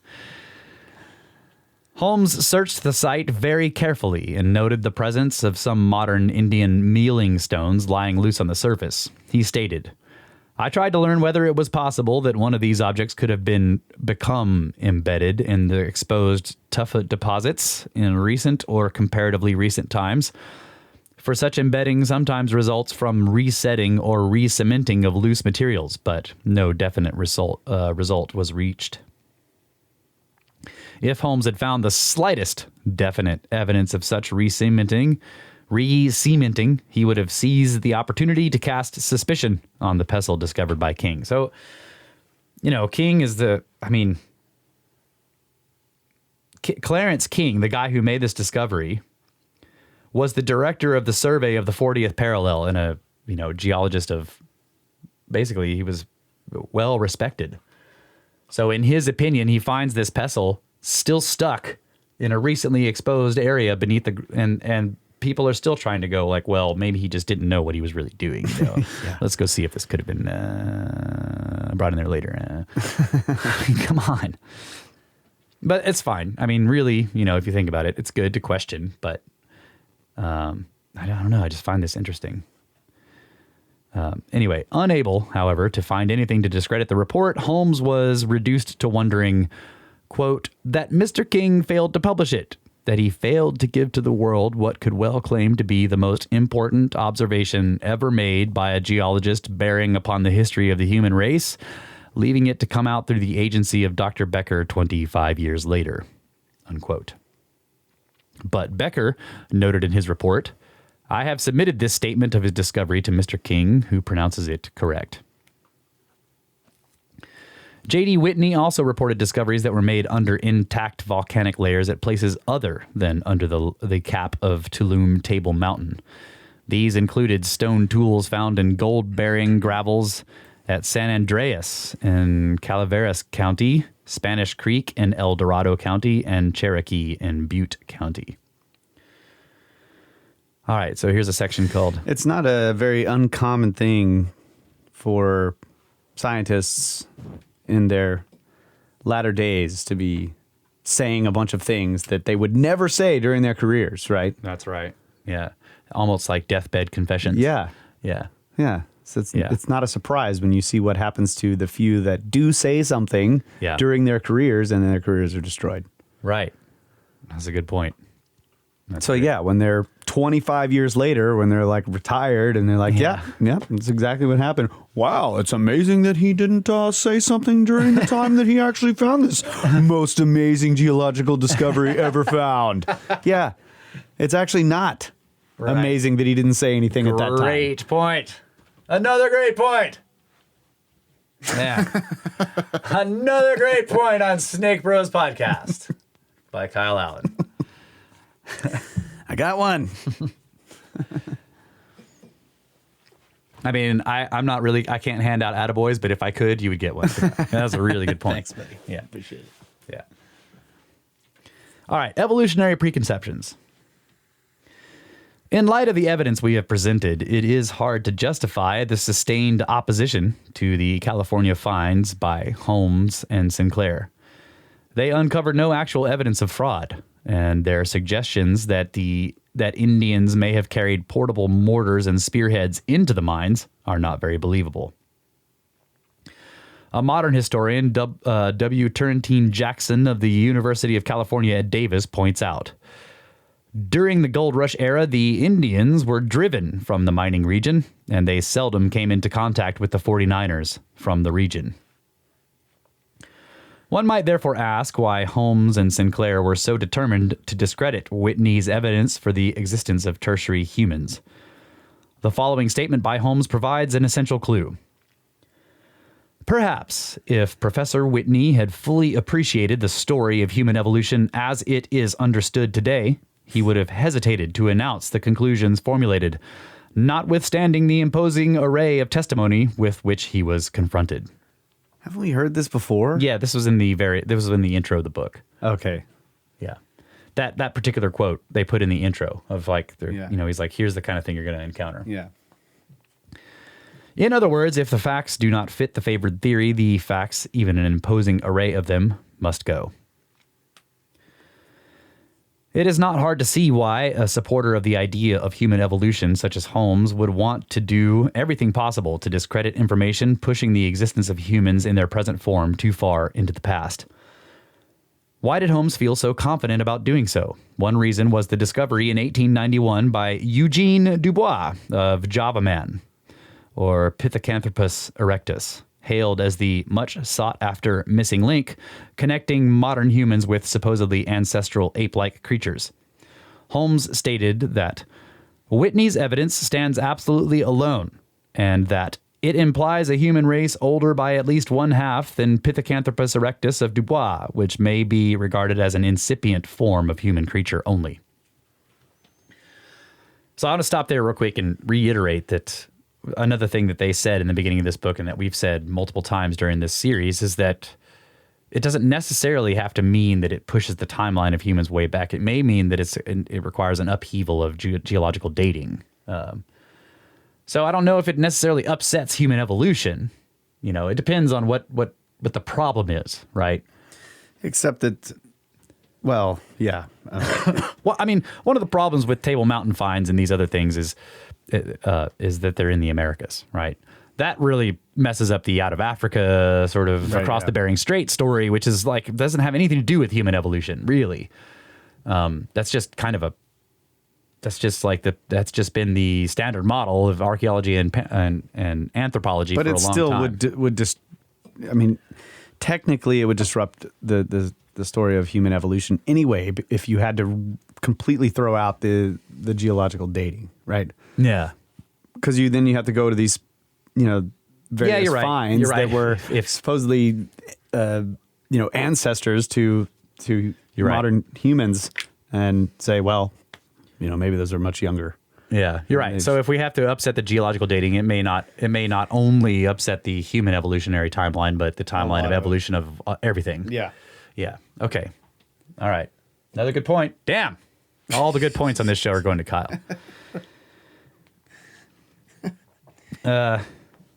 I got to get at least one good point in before we finish the show. Okay. Okay. For those who accepted the controversial Java Man, any evidence suggesting the modern human type existed before him had to be cut down, and Holmes was one of the principal hatchet men. Holmes stated about the California finds, "It is probable that without positive reinforcement, the evidence would gradually lose its hold and disappear." Right? God. But science cannot afford to await this tedious process of selection, and some attempt to hasten a decision is demanded. That's right. Otherwise, science will go broke. Cannot afford to wait. But I mean, listen to what he's saying there. Without positive reinforcement, this evidence would just lose its hold and disappear. Right? Not that we can argue it out of existence, but if we just kind of ignore it, it'll go away eventually because everybody will forget. And that's what they end up doing, right? Yeah. But he's actually saying, but we don't have time for that. We need to destroy it now because we just found Java Man, and that's serious shit. You know, we're trying to build this story, and we don't want these kinds of things lurking in the background of the discussion when we're over here discovering, missing links and stuff. So we can't have 33 million year old human artifacts showing up in the New World when we just found Java Man in Africa. That's like 1 million years old or something. Okay. Alfred, it says Holmes, Sinclair, and others all did their part using questionable tactics. Alfred Russel Wallace, who shares with Darwin the credit for formulating the theory of evolution by natural selection, expressed dismay that evidence for anatomically modern humans existing in the Tertiary tended to be, quote, attacked with all the weapons of doubt, accusation, and ridicule, unquote. In a detailed survey of the evidence for the great antiquity of humans in North America, Wallace gave a considerable weight to Whitney's record of the discoveries in California of human fossils and stone artifacts from the Tertiary. In light of the incredulity with which the auriferous gravels, finds, and others like them were received in certain quarters, Wallace advised that the proper way to treat evidence as to man's antiquity is to place it on record and admit it provisionally wherever it would be held adequate in the cases of other animals. Not, as is too often now the case, to ignore it as unworthy of acceptance or subject its discoverers to indiscriminate accusations of being imposters or the victims of imposters. What? What's he saying? He's saying that the right way to handle this kind of evidence is to place it on the record provisionally, rather than treating its discoverers as hoaxers or the victims of hoaxers. Okay. And that's, he says that's Wallace, Alfred Russel Wallace, who shares with Darwin the credit for formulating the theory of evolution by natural selection. Okay. Wallace was saying this, basically. Okay. He's saying, stop being skirptards, put this stuff in the record. It's a part of the story. Yeah. You know, if we find, if it turns out to be false or a hoax, we'll figure it out eventually, or it'll still be a question. But don't like discard it or try to destroy the people who found it. You know, put it in the record. We don't know the full story, and what we want to find is the full story, not what you want the story to be. So,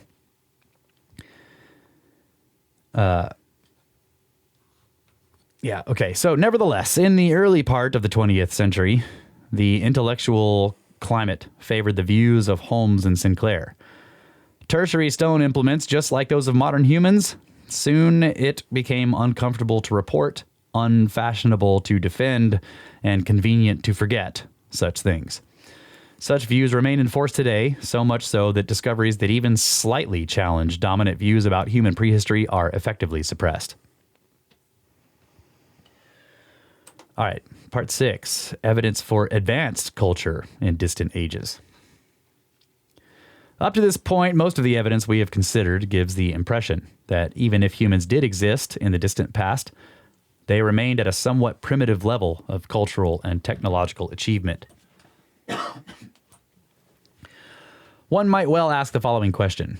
If humans had a long time to perfect their skills, then why do we not find ancient artifacts indicative of an advanced civilization or advancing civilization? In 1863, Charles Lyell expressed this doubt in his book Antiquity of Man. Instead of the rudest pottery or flint tools, we should now be finding sculptured forms, surpassing in beauty the masterpieces of Phidias or Praxiteles, lines of buried railways or electric telegraphs, from which the best engineers of our day might gain invaluable hints, or astronomical instruments and microscopes of more advanced construction than any known in Europe, and other indications of perfection in the arts and sciences. The following reports do not quite measure up to this standard, but some of the objects described do give hints of unexpected accomplishments. Not only are some of the objects decidedly more advanced than stone tools, but many also occur in geological contexts far older than we have thus far considered. The reports of this extraordinary evidence emanate, with some exceptions, from non-scientific sources, and often the artifacts themselves, not having been preserved in standard natural history museums, are impossible to locate. We ourselves are not sure how much importance should be given to this highly anomalous evidence, but we include it for the sake of completeness and to encourage further study. So in this chapter, we have included only a sample of the published material available to us. Man, I was like, where's the rest of it? You know, if this stuff that follows this part is just a sample, I'm like, what else do they have? And given the spotty reporting and infrequent preservation of these highly anomalous discoveries, it is likely that the entire body of reports now existing represents only a small fraction of the total number of such discoveries made over the past few centuries. In his book Mineralogy, Count Vernon recorded an intriguing discovery that had been made by French workmen in the latter part of the 18th century. In his description of the details of the discovery, Vernon wrote, "During the years 1786, 1787, and 1788, workmen were occupied in France in quarrying stone for the rebuilding upon a vast scale of the Palace of Justice. The stone was a limestone of deep gray, and of the kind which are tender when they come out of the quarry, but harden by exposure to air. The strata were separated from one another by a bed of sand mixed with clay, more or less calcareous. Calcareous. The first, which were wrought, presented no appearance of any foreign bodies, but after the workmen had removed the first 10 beds, they were astonished, when taking away the 11th, to find its inferior surface, at the depth of 40 or 50 feet, covered with shells. The stone of this bed, having been removed as they were taking away a stratum of argillaceous sand which separated the 11th bed from the 12th, they found stumps of columns and fragments of stone half wrought, and the stone was exactly similar to that of the quarry. They found, moreover, coins, handles of hammers, and other tools or fragments of tools in wood. But that which principally commanded their attention was a board about 1 inch thick and 7 or 8 feet long. It was broken into many pieces, of which none were missing, and it was possible to join them again one to another, and to restore the board or plate to its original form, which was that of the boards of the same kind used by the masons and quarrymen. It was worn in the same manner and rounded and waving upon the edges." Count Vernon, continuing his description, states, "The stones, which were completely or partly wrought, had not at all changed in their nature, but the fragments of the board and the instruments and pieces of instruments of wood have been changed into agate, which was very fine and agreeably colored. Here, then, we have the traces of a work executed by the hand of man, placed at a depth of 50 feet, covered with 11 beds of compact limestone. Everything tended to prove that this work had been executed upon the spot where the traces existed. The presence of man had then preceded the formation of this stone, and that very considerably, since he was already arrived at such a degree of civilization that the arts were known to him, and that he wrought the stone and formed columns out of it." These passages appeared in the American Journal of Science in 1820. Wow. Today, however, it is unlikely such a report would be found in the pages of a scientific journal. Scientists simply do not take such discoveries seriously. So yeah, I don't know how much I need to reiterate this, but the way the guy writes a little bit is a little bit weird. But they're quarrying to rebuild a palace, and they're digging down through multiple limestone beds, getting the good stone. And each limestone bed is separated with sand and gravels and clay, and then there's another limestone bed, and they're between a few inches and many, many feet thick. And they get down to the 11th bed, and on the bottom of the underside of the 11th bed has got shells stuck to it, ancient shells, implying that it used to be a shallow sea or a seashore.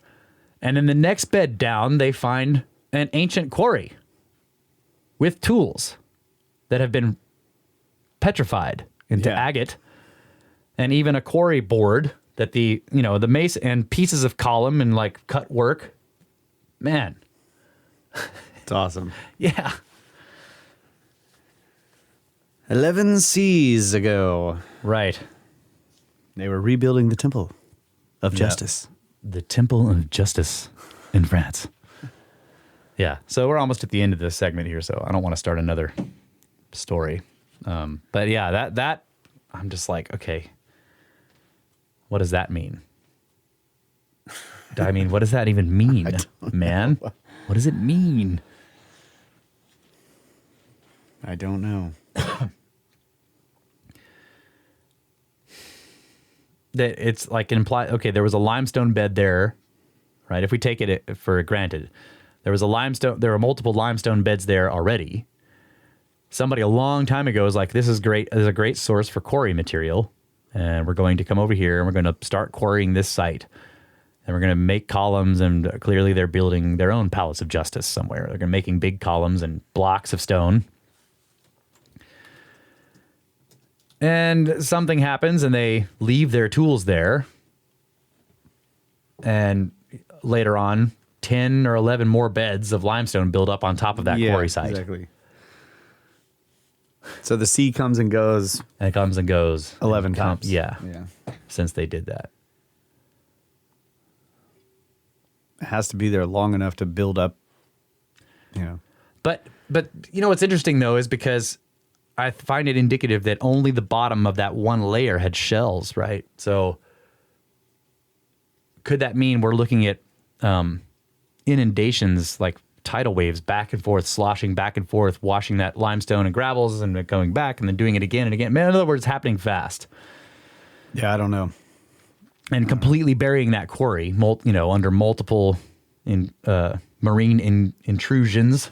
And then that stuff slowly turns to stone over time. And then eventually they start quarrying it again. So again, you're going towards the younger side. Yeah. I'm trying to see, like, could this be not, it could, because the ocean itself going up and down and moving over this site and back, this site and back. It could have also, Yeah. it didn't have to be humans either. That's right. It could have been something else. Yeah. But it is interesting when they find these tools and they seem to fit our hands and they're kind of the right size, and it doesn't necessarily mean it was humans. It could have been Cephas, right? A Ceph probably could use a hammer. I don't know. But yeah. All right. Well, time to take a break. Inexplicable. Yeah. I don't know. Well, we need to explicate. Yes. Next segment. Next section. Snacks.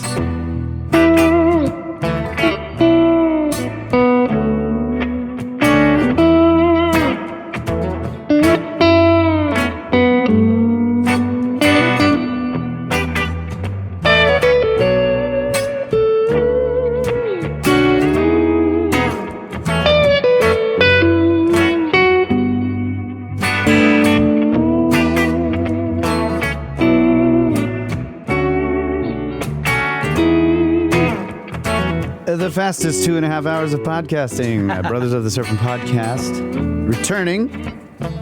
Oh, wow. It is almost 2.5. For the final segment. And the final beer of the final segment. Can you open it? I did. All right. And yeah, this is... It's fascinating stuff. It's hard, I don't know if it's becoming more aware of the science of geology, but it's like I remember going through this book the first time, and this was years ago. I didn't know anything about geology, and I was just like, wow. Yeah. The thing in my mind was like, oh my God, intelligent beings or whatever are just like far more ancient, taking for granted. Yeah. The geological time scale. Dating, all of the above. So this time I just don't know what to make of it. It's like, and obviously not the the accounts that don't have. I mean, I'm talking about like the examples where there are legitimate scientists uncovering these things and vouching for the accuracy of their methods or whatever. They're Still, it's pushing the envelope, and I don't know which way it should go. Yeah. Either way, it's destroying some paradigm. That's right. Yeah, it's just, and I guess we'll see. I mean, there physicists, for example, who are not invested in archaeology or human evolution or whatever in any way whatsoever, are still working on better and better dating techniques, unbiased by any of these. But filled with their own assumptions, like that the decay rate never changes due to weird solar or electric universe type weird things, you know. So nice memes. Yeah, we're getting some memes. Getting trolled.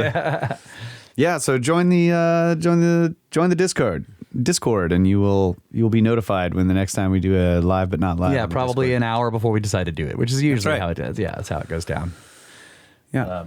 We've been planning it for months, and we just, decide to let everybody know an hour ahead of time. That's right. There was one time we tried to plan it a week in advance, and that was a catastrophe, like a literal one. We had hail and lightning and power outages and destruction of property all over the state. So we never did that again. That's right. Trying to trick the watchers. That's right. All right. So now we're getting into even more strange discoveries here. This one's called Letters in Marble Block in Philadelphia. Now, this is still the collection of things that are just sort of unverified accounts.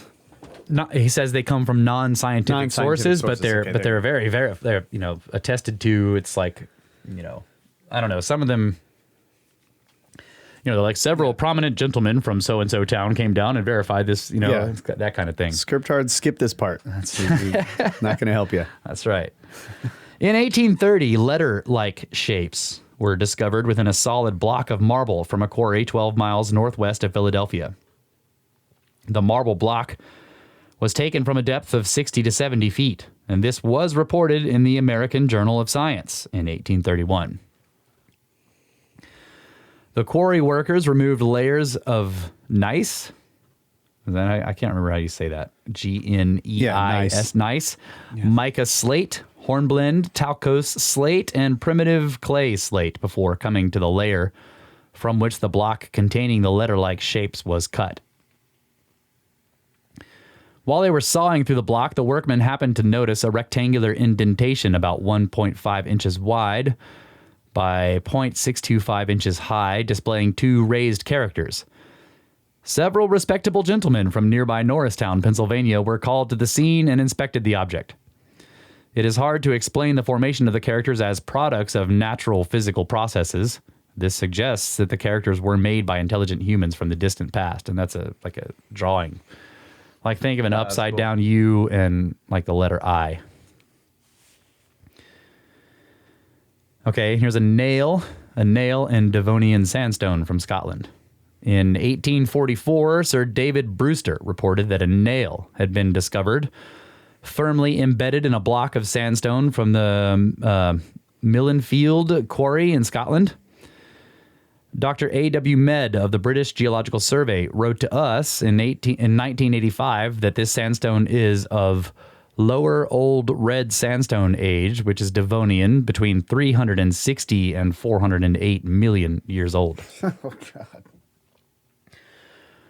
Brewster was a famous Scottish physicist. He was a founder of the British Association for the Advancement of Science and made important discoveries in the field of optics. So that was the guy who found this, or reported it. In his report to the British Association for the Advancement of Science, Brewster stated, "The stone in the quarry consists of alternate layers of hard stone and a soft clay substance called till. The courses of stone vary from 6 inches upwards to 6 feet in thickness. The particular block in which the nail was found was 9 inches thick, and in proceeding to clear the rough block for dressing, the point of the nail was found projecting about half an inch and quite eaten with rust into the till. The rest of the nail was lying along the surface of the stone to within an inch of the head, which went right down into the body of the stone. The fact that the head of the nail was buried in the sandstone would seem to rule out the possibility that the nail had been pounded into the block after it was quarried." Wow. So again, quarries, I mean, like this seems like a trend here, right? These found quarries, and they go down through multiple layers, and then here's a block with a nail sticking out of it. We got all these quarries around here. I've just, like, you drive by and you see these gigantic walls where they've been digging into this stuff. I always want to just, I wonder what they find in there. Right. We should we should make a habit of just driving into the quarry and finding the foreman and be like, show us all the weird stuff you found. That's a great idea. Another great idea from Kyle. Damn it. I'm way behind over here. Yeah. But, you know, the thing I hear, and this is the same thing with the coal, because there's plenty of stories of, you know, they found gold things stuck in coal. Yeah. But as time has gone on and more mining and more quarrying is done by enormous machines rather than hand power with hand tools, these objects are less and less likely to be a little bitty nail. You're not going to see it from from the cab of your giant excavator, you know? That's why we need intelligent machines. Yeah. Make them look for the nails. That's right. Yeah. Okay. So, gold thread in Carboniferous stone from England. On June 22nd in 1844, this curious report appeared in the London Times. A few days ago, as some workmen were employed in quarrying a rock close to the Tweed, about a quarter of a mile below Rutherford Mill, a gold thread was discovered embedded in stone at a depth of 8 feet. Dr. A.W. Mead of the British Geological Survey wrote to us in 1985 that this stone is of early Carboniferous age, between 320 and 360 million years old. So gold thread stuck in a quarry again. I mean, gold thread. So is this like a thread made of cotton that has gold woven? Like, I don't know how to think of. I mean, I think of more like a chain, or like how you would thread gold into a necklace or something. Huh. I don't know. Metallic vase from Precambrian rock at Dorchester, Massachusetts. The following report, titled "A Relic of a Bygone Age," appeared in the magazine Scientific American in June 5th, 1852. Yeah, I'd like to find that out. A few days ago, a powerful blast was made in the rock at Meeting House Hill in Dorchester, a few rods south of Reverend Mr. Hall's meeting house. The blast threw out an immense mass of rock, some of the pieces weighing several tons, and scattered fragments in all directions. Among them was picked up a metallic vessel in 2 parts, rent asunder by the explosion. On putting the 2 parts together, it formed a bell-shaped vessel, 4.5 inches high, 6.5 inches at the base, 2.5 inches at the top, and about 1/8 of an inch in thickness. The body of this vessel resembles zinc in color, or a composition metal, in which there is a considerable portion of silver. On the side, there are 6 figures, or a flower, or a bouquet, beautifully inlaid with pure silver, and around the lower part of the vessel, a vine or wreath, also inlaid with silver. The chasing, the carving, and inlaying are exquisitely done by the art of some cunning workman. This curious and unknown vessel was blown out of the solid pudding stone 15 feet below the surface. It is now in the possession of Mr. John Kettle. What? Of course it is. Dr. J.V.C. Smith, who has recently traveled in the East and examined hundreds of curious domestic utensils and has drawings of them, has never seen anything resembling this. He has taken a drawing and accurate dimensions of it to be submitted to the scientific community. There is no doubt that this curiosity was blown out of the rock, as above stated. But will Professor Agassiz or some other scientific man please tell us how it came to be there? No, they call on old Agassiz, bro. Same one? That's right. Aziz. That guy. Wow. The matter is worthy of investigation, as there is no deception in this case. The editors of Scientific American ironically remarked, "The above is from the Boston transcript, and the wonder is to us how the transcript can suppose Professor Agassiz qualified to tell how it got there any more than John Doyle the blacksmith. This is not a question of zoology, botany, or geology, but one relating to an antique metal vessel perhaps made by Cain, the first inhabitant of this town." They're just being scriptards. Yeah. According to a recent U.S. Geological Survey map of the Dorchester area, the Pudding Stone, which is now called the Roxbury Conglomerate, is of Precambrian age, over 600 million years old. By standard accounts, life was just beginning to form on this planet during the Precambrian, but in the Dorchester vessel, we have evidence indicating the presence of artistic metal workers in North America over 600 million years before Leif Erikson. That just reminded me of the story that I should have read at the beginning of the episode, which is briefly about some new discovery in the Earth's crust, or some material that they're able to that gives a signature for more accurate dating of the formation of the crust, which pushes that formation back another 500 million years. So they're like, oh, looks like we're gonna have to rework all of Everything. Yeah. everything. Yeah. So Yeah, because the formation of the crust is the beginning of a surface that stuff could happen on. yeah. Yeah. Yeah, I'll find it. I'll do it next time. Don't let me forget. All right. A chalk ball from France. The April 1862 edition of The Geologist included an English translation of an intriguing report by Maximilien Melville, the vice president of the Academic Society of Lyon in France. In his report, Melville described a round chalk ball discovered 75 meters below the surface in early tertiary lignite beds near Lyon. Lignite, or sometimes called ash, is soft brown coal. The lignite beds at Montaigu and near Lyon lie at the base of a hill and were mined by horizontal shafts. The main shaft ran 600 meters, or about 1,969 feet, into a bed of lignite. In August of 1861, workmen digging at the far end of the shaft, 225 feet below the surface, saw a round object fall down from the top of the excavation. The object was about 6 centimeters, or 2.3 inches in diameter, and weighed 310 grams, or 11 ounces. Melville stated, "They looked to see exactly what place in the strata it had occupied, and they are able to state that it did not come from the interior of the ash, but that it was embedded at its point of contact with the roof of the quarry, where it had left its impression indented." The workmen carried the chalk ball to Dr. Lejeune, who informed Melville. And Melville then stated, "Long before this discovery, the workmen of the quarry had told me that they had many times found pieces of wood changed into stone, bearing the marks of human work. I regret greatly now not having asked to see these, but I did not hitherto believe in the possibility of such a fact."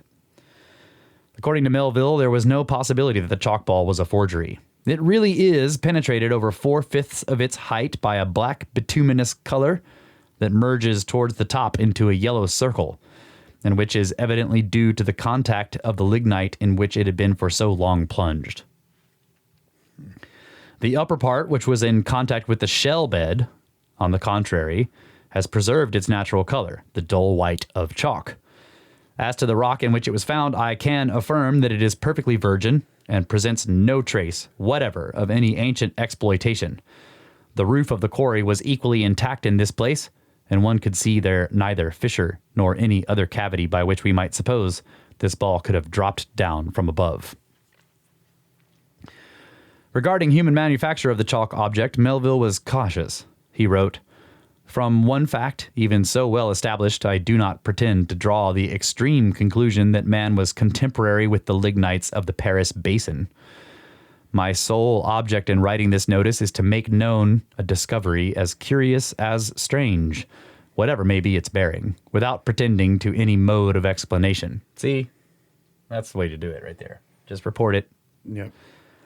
I content myself with giving it to science, and I shall wait before forming an opinion in this respect for further discoveries to furnish me with the means of appreciating the value of this.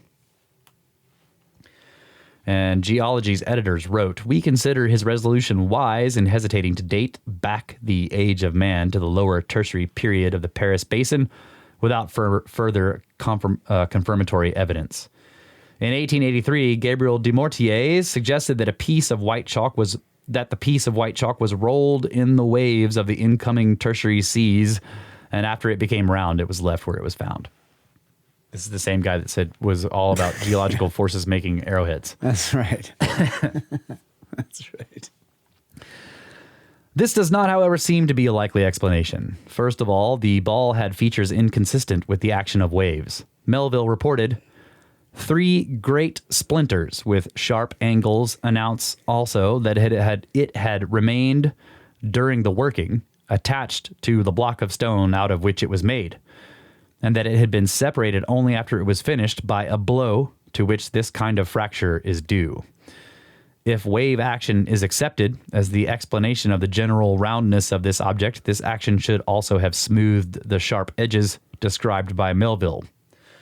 Furthermore, it is likely that sustained exposure to waves would have disintegrated a piece of chalk. Dumortier stated that the ball was found in an early Eocene stratum. If humans made the ball, they must have been in France 45 to 55 million years ago. As extraordinary as this might seem to those attached to the standard evolutionary views, it is in keeping with the evidence considered in this book. So, yeah, that's another one. Like, what would they be using a chalk ball for? I have no idea. Yeah. Not familiar with chalk ball artifacts. Me either. All right. Objects from an Illinois well boring. In 1871, William E. Dubois of the Smithsonian Institution reported on several man-made objects found at deep levels in Illinois. The first object was a copper quasi-coin from Lawn Ridge in Marshall County in Illinois. In a letter to the Smithsonian Institution, J.W. Moffett stated that in August of 1870, he was drilling a well using a, quote, common ground auger, unquote. When Moffett brought the auger up from a depth of 125 feet, he discovered the coin-like object on the auger. To get down to 125 feet, Moffett drilled through the following strata: 3 feet of soil, 10 feet of yellow clay, 44 feet of blue clay, 4 feet of clay, sand, and gravel, 19 feet of purple clay, 10 feet of brown hardpan, 8.5 feet of green clay, 2 feet of vegetable mold, 2.5 feet of yellow clay, 2 feet of yellow hardpan, and 20.5 feet of mixed clay. In 1881, Winchell also described the coin-like object. Winchell quoted a letter by W.H. Wilmot, who listed a sequence of strata slightly different from that given by Moffett. Wilmot reported that the quasi-coin had been discovered in the well boring at a depth of 114 feet rather than 125. There's a drawing of the coin. Using the sequence of strata given by Winchell, the Illinois State Geological Survey gave us an estimate for the age of the deposits at the 114-foot level. They would have formed during the Yarmouthian Interglacial, sometime between 200 and 400,000 years ago.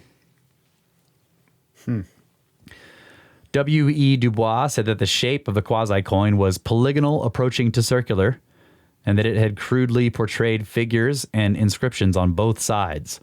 The inscriptions were in a language that Dubois could not recognize, and the quasi-coin's appearance differed from any known coin. There's a fight going on outside. Is it a cat fight? I don't know.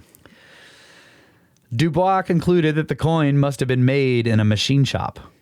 Noting its uniform thickness, he said the coin must have passed through a rolling mill, and if the ancient Indians had such a contrivance, it must have been prehistoric. Furthermore, Dubois reported that the coin must have been cut with shears or a chisel, and the sharp edges filed down.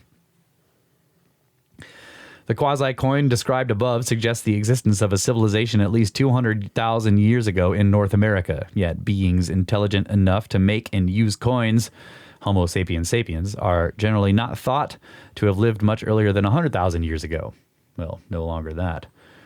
According to standard reviews, metal coins were first used in Asia Minor during the 8th century BC. But, the thing about coins is they're easy to carry, and people do carry them. So it doesn't necessarily mean that there was somebody making coins in the Americas 200,000 years ago. But it does imply that somebody was making coins somewhere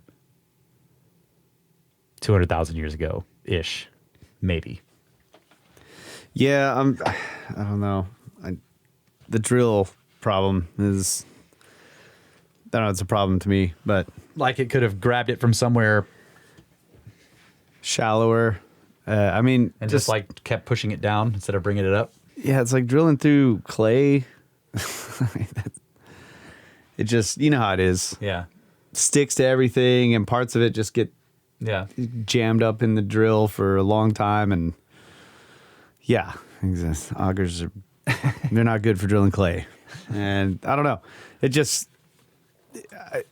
plus, you're pulling the drill out and trying to clean it off because the clay gets stuck on it. And they're taking samples. Clearly he was he very was carefully measuring what he was drilling the through. colors of the clay and all that kind of stuff. So I don't know. It could be, but that's a tough one for me. Yeah. But still, it's a clay with some unknown writing on it, so it's a coin, yeah. Or a coin, yeah. Yeah, and the figure on the coin, I think they might get into this later, but the figures on the coin is, I don't know, I've been hanging out with Matheson too much, but I see the Hercules pose and the guy, he's holding the freaking, Yeah. Okay. Moffat also reported that other artifacts were found nearby in Whiteside County, Illinois. At a depth of 120 feet, workmen discovered a large copper ring or ferrule, similar to those used on ship spars at the present time. They also found something fashioned like a boat hook. Mr. Moffat added, there are numerous instances of relics found at lesser depths. A spear-shaped hatchet made of iron was found embedded in clay at 40 feet. Stone pipes and pottery have been unearthed at depths varying from 10 to 50 feet in many localities. Okay, see, that changes things, right? This guy's done a lot of drilling, and he keeps finding stuff at these different depths that are pretty far down there. So. Right. It's not just a one-off, what you're saying. Yeah. In September of 1984, the Illinois State Geological Survey wrote to us that the age of deposits at 120 feet in Whiteside County varies greatly.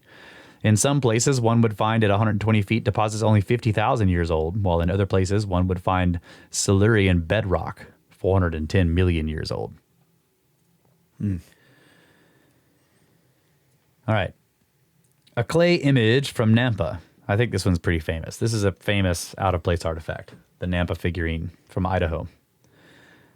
A small human image, skillfully formed in clay, was found in 1889 at Nampa, Idaho. The figurine came from the 300-foot level of a well boring. In 1912, G.F. Wright wrote, the record of the well shows that in reaching the stratum from which the image was brought up, they had penetrated first about 50 feet of soil, 15 feet of basalt, and afterwards passed through alternate beds of clay and quicksand. Down to a depth of about 300 feet, when the sand pump began to bring up numerous clay balls, some of them more than 2 inches in diameter, densely coated with iron oxide. In the lower portion of this stratum, there were evidences of a buried land surface over which there had been a slight accumulation of vegetable mold. So that's the other thing. That's cool. In this previous one, he goes through a paleo surface. That's right. Yeah. Okay. I'm buying it. Starting to buy it. Starting to buy it. Busting out that wallet.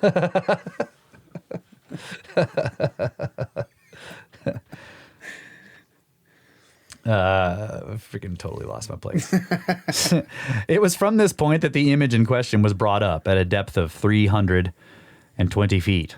A few feet farther down, sand rock was reached, or sandstone, I think.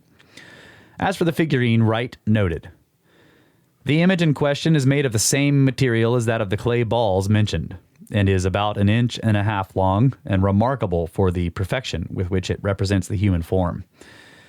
It was a female figure and had the lifelike lineaments in the parts which were finished that would do credit to the classic centers of art. Upon showing the object to Professor F.W. Putnam, wrote Wright, he at once directed the attention to the character of the incrustations of iron upon the surface as indicative of a relic of considerable antiquity. There were patches of anhydrous red oxide of iron in protected places upon it, such as could not have formed upon any fraudulent object.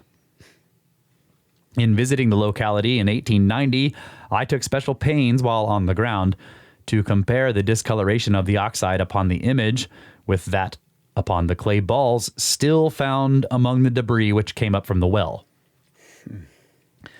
and ascertained it to be as nearly identical as it is possible to be. These confirmatory evidences, in connection with the very satisfactory character of the evidence furnished by the parties who made the discovery, and confirmed by Mr. G.M. Cumming of Boston, at that time the superintendent of that division of the Oregon Short Line Railroad, and who knew all the parties and was upon the ground a day or two after the discovery, placed the genuineness of the discovery beyond reasonable doubt. To this evidence is to be added also the general conformity of the object to other relics of man which have been found beneath the lava deposits on the Pacific coast. In comparing the figurine, one cannot help being struck with its resemblance to numerous what's this word? Aurignacian figures found in prehistoric caverns in France, Belgium, and Moravia. Especially is the resemblance striking to that of the Venus. I don't know that word either. The Nampa image is also similar to the famous Willendorf Venus, thought to be about 30,000 years old. So I guess he's comparing it to various things. The Venus Impudicata? I don't know that one. Okay, yeah, Wright. Not familiar either. Yeah. Wright also examined the borehole to see if the figurine could have slipped down from a higher level. He stated, "To answer objections, it will be well to give the facts more fully. The well was 6 inches in diameter and was tubed with heavy iron tubing, which was driven down from the top and screwed together.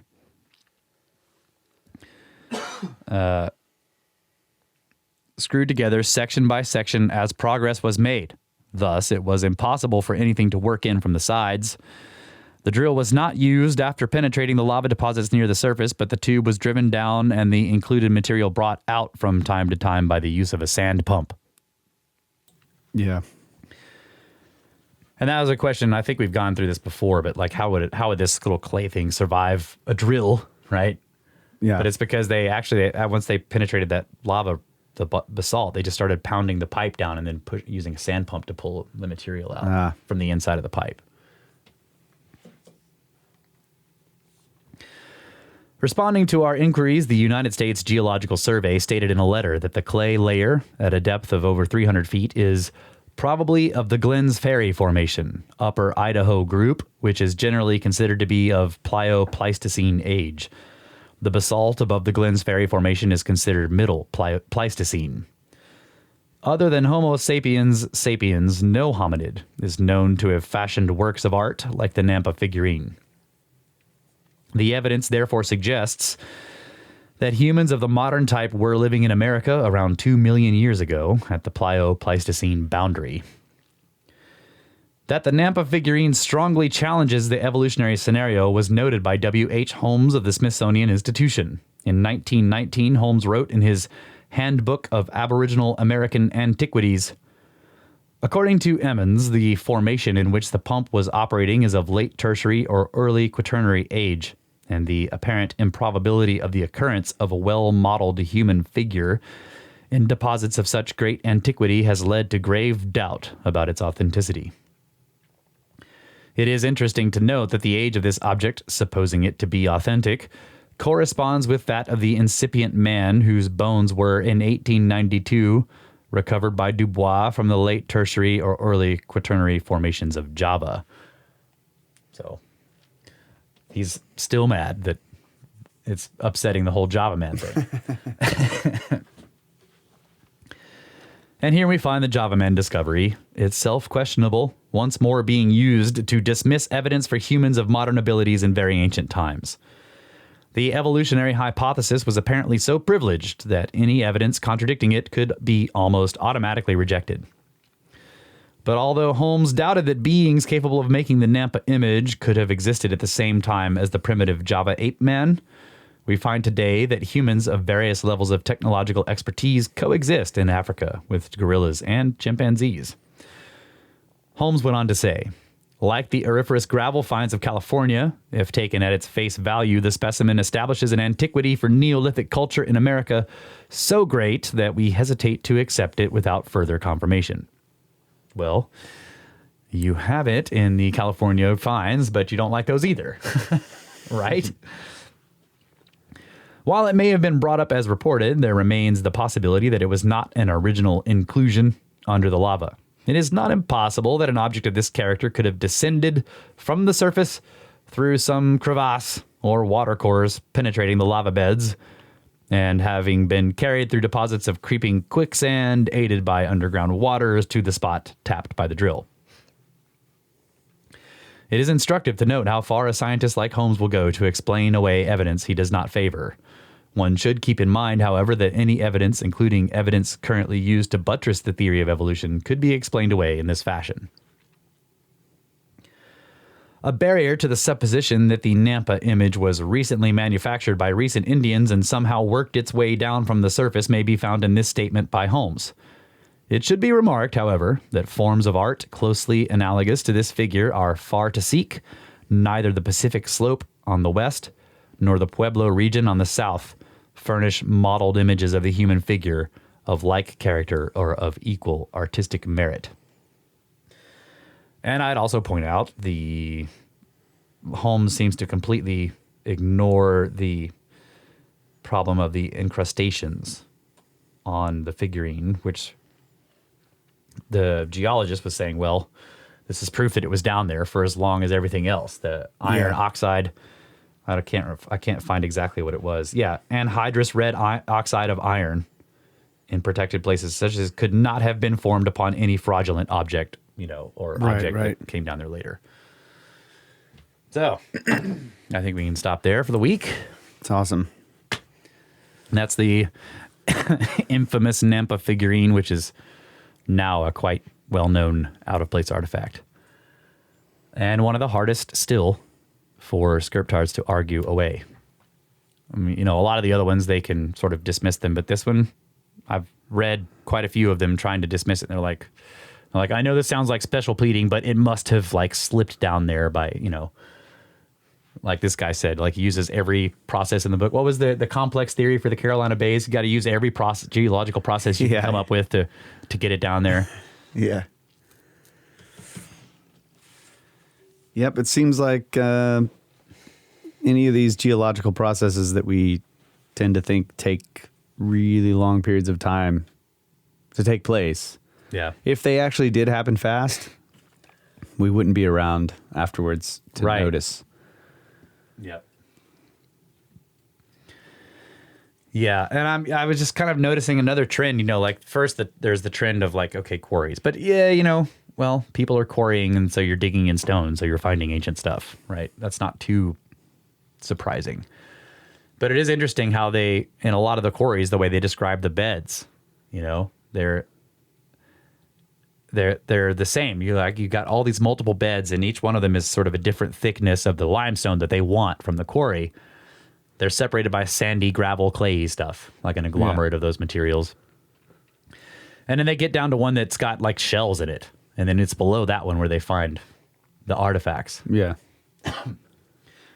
Whereas in the drilling of the wells, they're like, okay, we drilled through soil and then clay and then soil, or, and then sand and then gravel and then clay and then yellow clay and then this stuff and that stuff. And then we found vegetable mold, and then we found this artifact. Yeah. Yeah, exactly.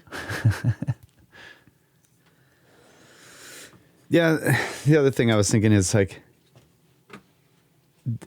there's no assumption that we've discovered all the life forms that existed in these prehistoric times, right? I mean, we find a few. Yeah, yeah. And so we can get a general idea, not even a general idea, but just a very basic idea of some of the life forms that actually existed at that time. Yeah. there's no way we're going to have a full picture of all of the possible life forms that existed. So really, Of course, yeah. when you think about it, we have no idea of the types of life forms that may have existed and which ones could have been intelligent. Yeah. But the Nampa figurine means that whatever it was had a, it was bipedal. Yeah, It's human shaped, whatever it was. That it may not have been Homo sape. And then you go back to the same thing. It's like, why would a mason that has a completely different morphology than humans use the same type of boards and tools that humans use? They would have developed different ones. So yeah, that's a good point. I mean, in some cases, tools are indicative of the user, the construction of the being that uses them. But in other cases, they're indicative of whatever you're trying to do with them, right? Yeah. So as long as you've got like something that can hold a tool, a hammer probably will look close to the same, whether you're using a tentacle or something else, right? I don't know. That's right. Yeah. I mean, you just need a handle and then the thing the part where you hit stuff with it, right? Yeah. It just needs to give you leverage to bang a metal thing onto something else. Yeah. What would snake tools look like? I mean, they can pretty much grab stuff the same way, but snakes. I don't know if snakes have the right kind of leverage to use a hammer. Maybe they could. They'd have to hold on to something else to swing it properly. Probably wrap the tail around a tree, then wrap the other end around the hammer, and then maybe that would work. But yeah, like when they're making a figurine. I mean, who knows? It's really strange, but you would assume that like, okay, they made this figurine and it's got 2 legs and 2 arms and a head, and it kind of looks, it's configured like a human is, right? It doesn't look like an ape. Right. Yeah. Yeah. But does that mean that it was necessarily human? They could have been making a figure of, maybe they were like, artistically making something that didn't exist yet. I don't know. That happens too. Science, they're making science fiction there. And science fiction does become reality sometimes. So the Cephas were like carving something. They're like, these are going to show up. And we are going to hate them. I don't know. Plenty of possibility. But if you accept the reports, the simplest thing is that you can't get past the fact that the carving it's obviously humanoid. Right. Right. Yeah. The simplest thing, if you accept the accounts, is that these are human artifacts or hominid artifacts. Yeah. Right. Even if they weren't specifically Homo sape, they were intelligent. Close enough. Yeah. Yeah. They were intelligent hominid artifacts, and that either hominids have been around for a lot longer than the standard model suggests, or that the entire geological dating of strata and everything needs to be overturned. And that's the other thing, is that we can't even find the Clovis people. We find their tools all over the place. And they're not that old. Yeah. Yeah. So it's just my point being that it's ridiculous to think that we've got it all figured out based on the things that we've actually, like, that the standard model accepts as the skeletons that we found, that they're trying to piece together this timeline based on these few specimens. Yeah, and even the Antic, it's like fragments. Yeah, it's not a skull fragments. It's not a complete anything. Yeah, not even a complete skull. So, yeah, I don't know. And do people still make discoveries like this today? That's the other question I have, because this is the other thing you come up with the script cards. Well, how come nobody's finding? It was only in the 1800s, at the same time when they were finding giants everywhere, It was still hoax fads were a fad. Fads were a thing. And they were written up in Scientific American and reported to the, but European Geological Survey. Your earlier point was that, do we have people doing this handwork anymore where they're that close to the materials that they're pulling up? Yeah. People aren't mining in the same way. They're not drilling in the same way. Right. I don't know. They're not quarrying in the same way. Right. So, especially the coal mines, those are all completely automated. Like, yeah. I mean, even from a backhoe, like I'm sitting on a backhoe or an excavator and digging into a hillside, you're far enough away from the materials that, I find myself jumping off the machine to run over there and look at a rock or something. It might be an arrowhead over there. But yeah, I mean, that's a small machine. Yeah. Right? If I was doing it with a gigantic one, it'd be even harder. Right. So, this is definitely a reason why a lot of people probably don't, like in these modern quarries, that they would never report anything because they don't really see it. Right. Now, it goes into the grinder and... Yeah. I have seen reports, modern ones. There was a recent one actually from somewhere nearby in Texas where they were quarrying like road material, right? So probably caliche or something. And they found a mammoth skeleton stuck in there. Yeah. Remember that? Yeah. But that's a mammoth skeleton, If it was an arrowhead, they probably never would have seen it. Right. But if a mammoth skeleton was down there, an arrowhead could have been down there too. That's right. That's right. All right. I guess. I mean, how long, according to the standard model, how long were mammoths may have been around a lot longer than people here. Yeah. Yeah, I guess. I don't know. Well, it's definitely a lot to think about. Yeah. I want to go. Let's go to Martin Marietta tomorrow and just be like, show us all the weird stuff you found.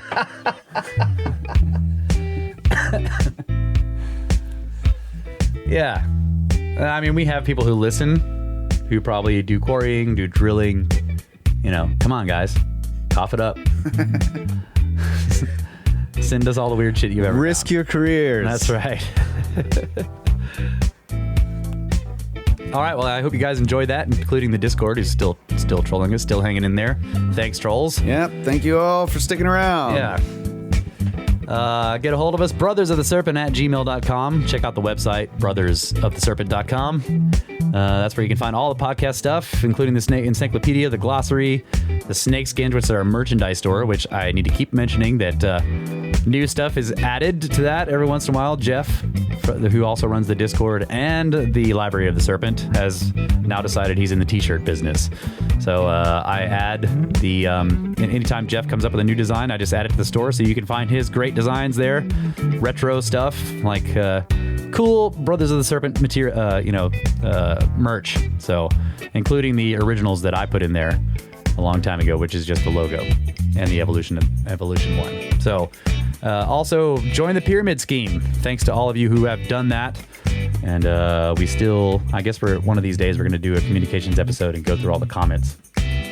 But we really thank all of you who have done that through Patreon or PayPal. Yeah, much appreciated. And yeah, this show is, it is value for value. So if you get any value out of the show, help us out and send some value back. A cup of coffee, $4, whatever you can. It would be great.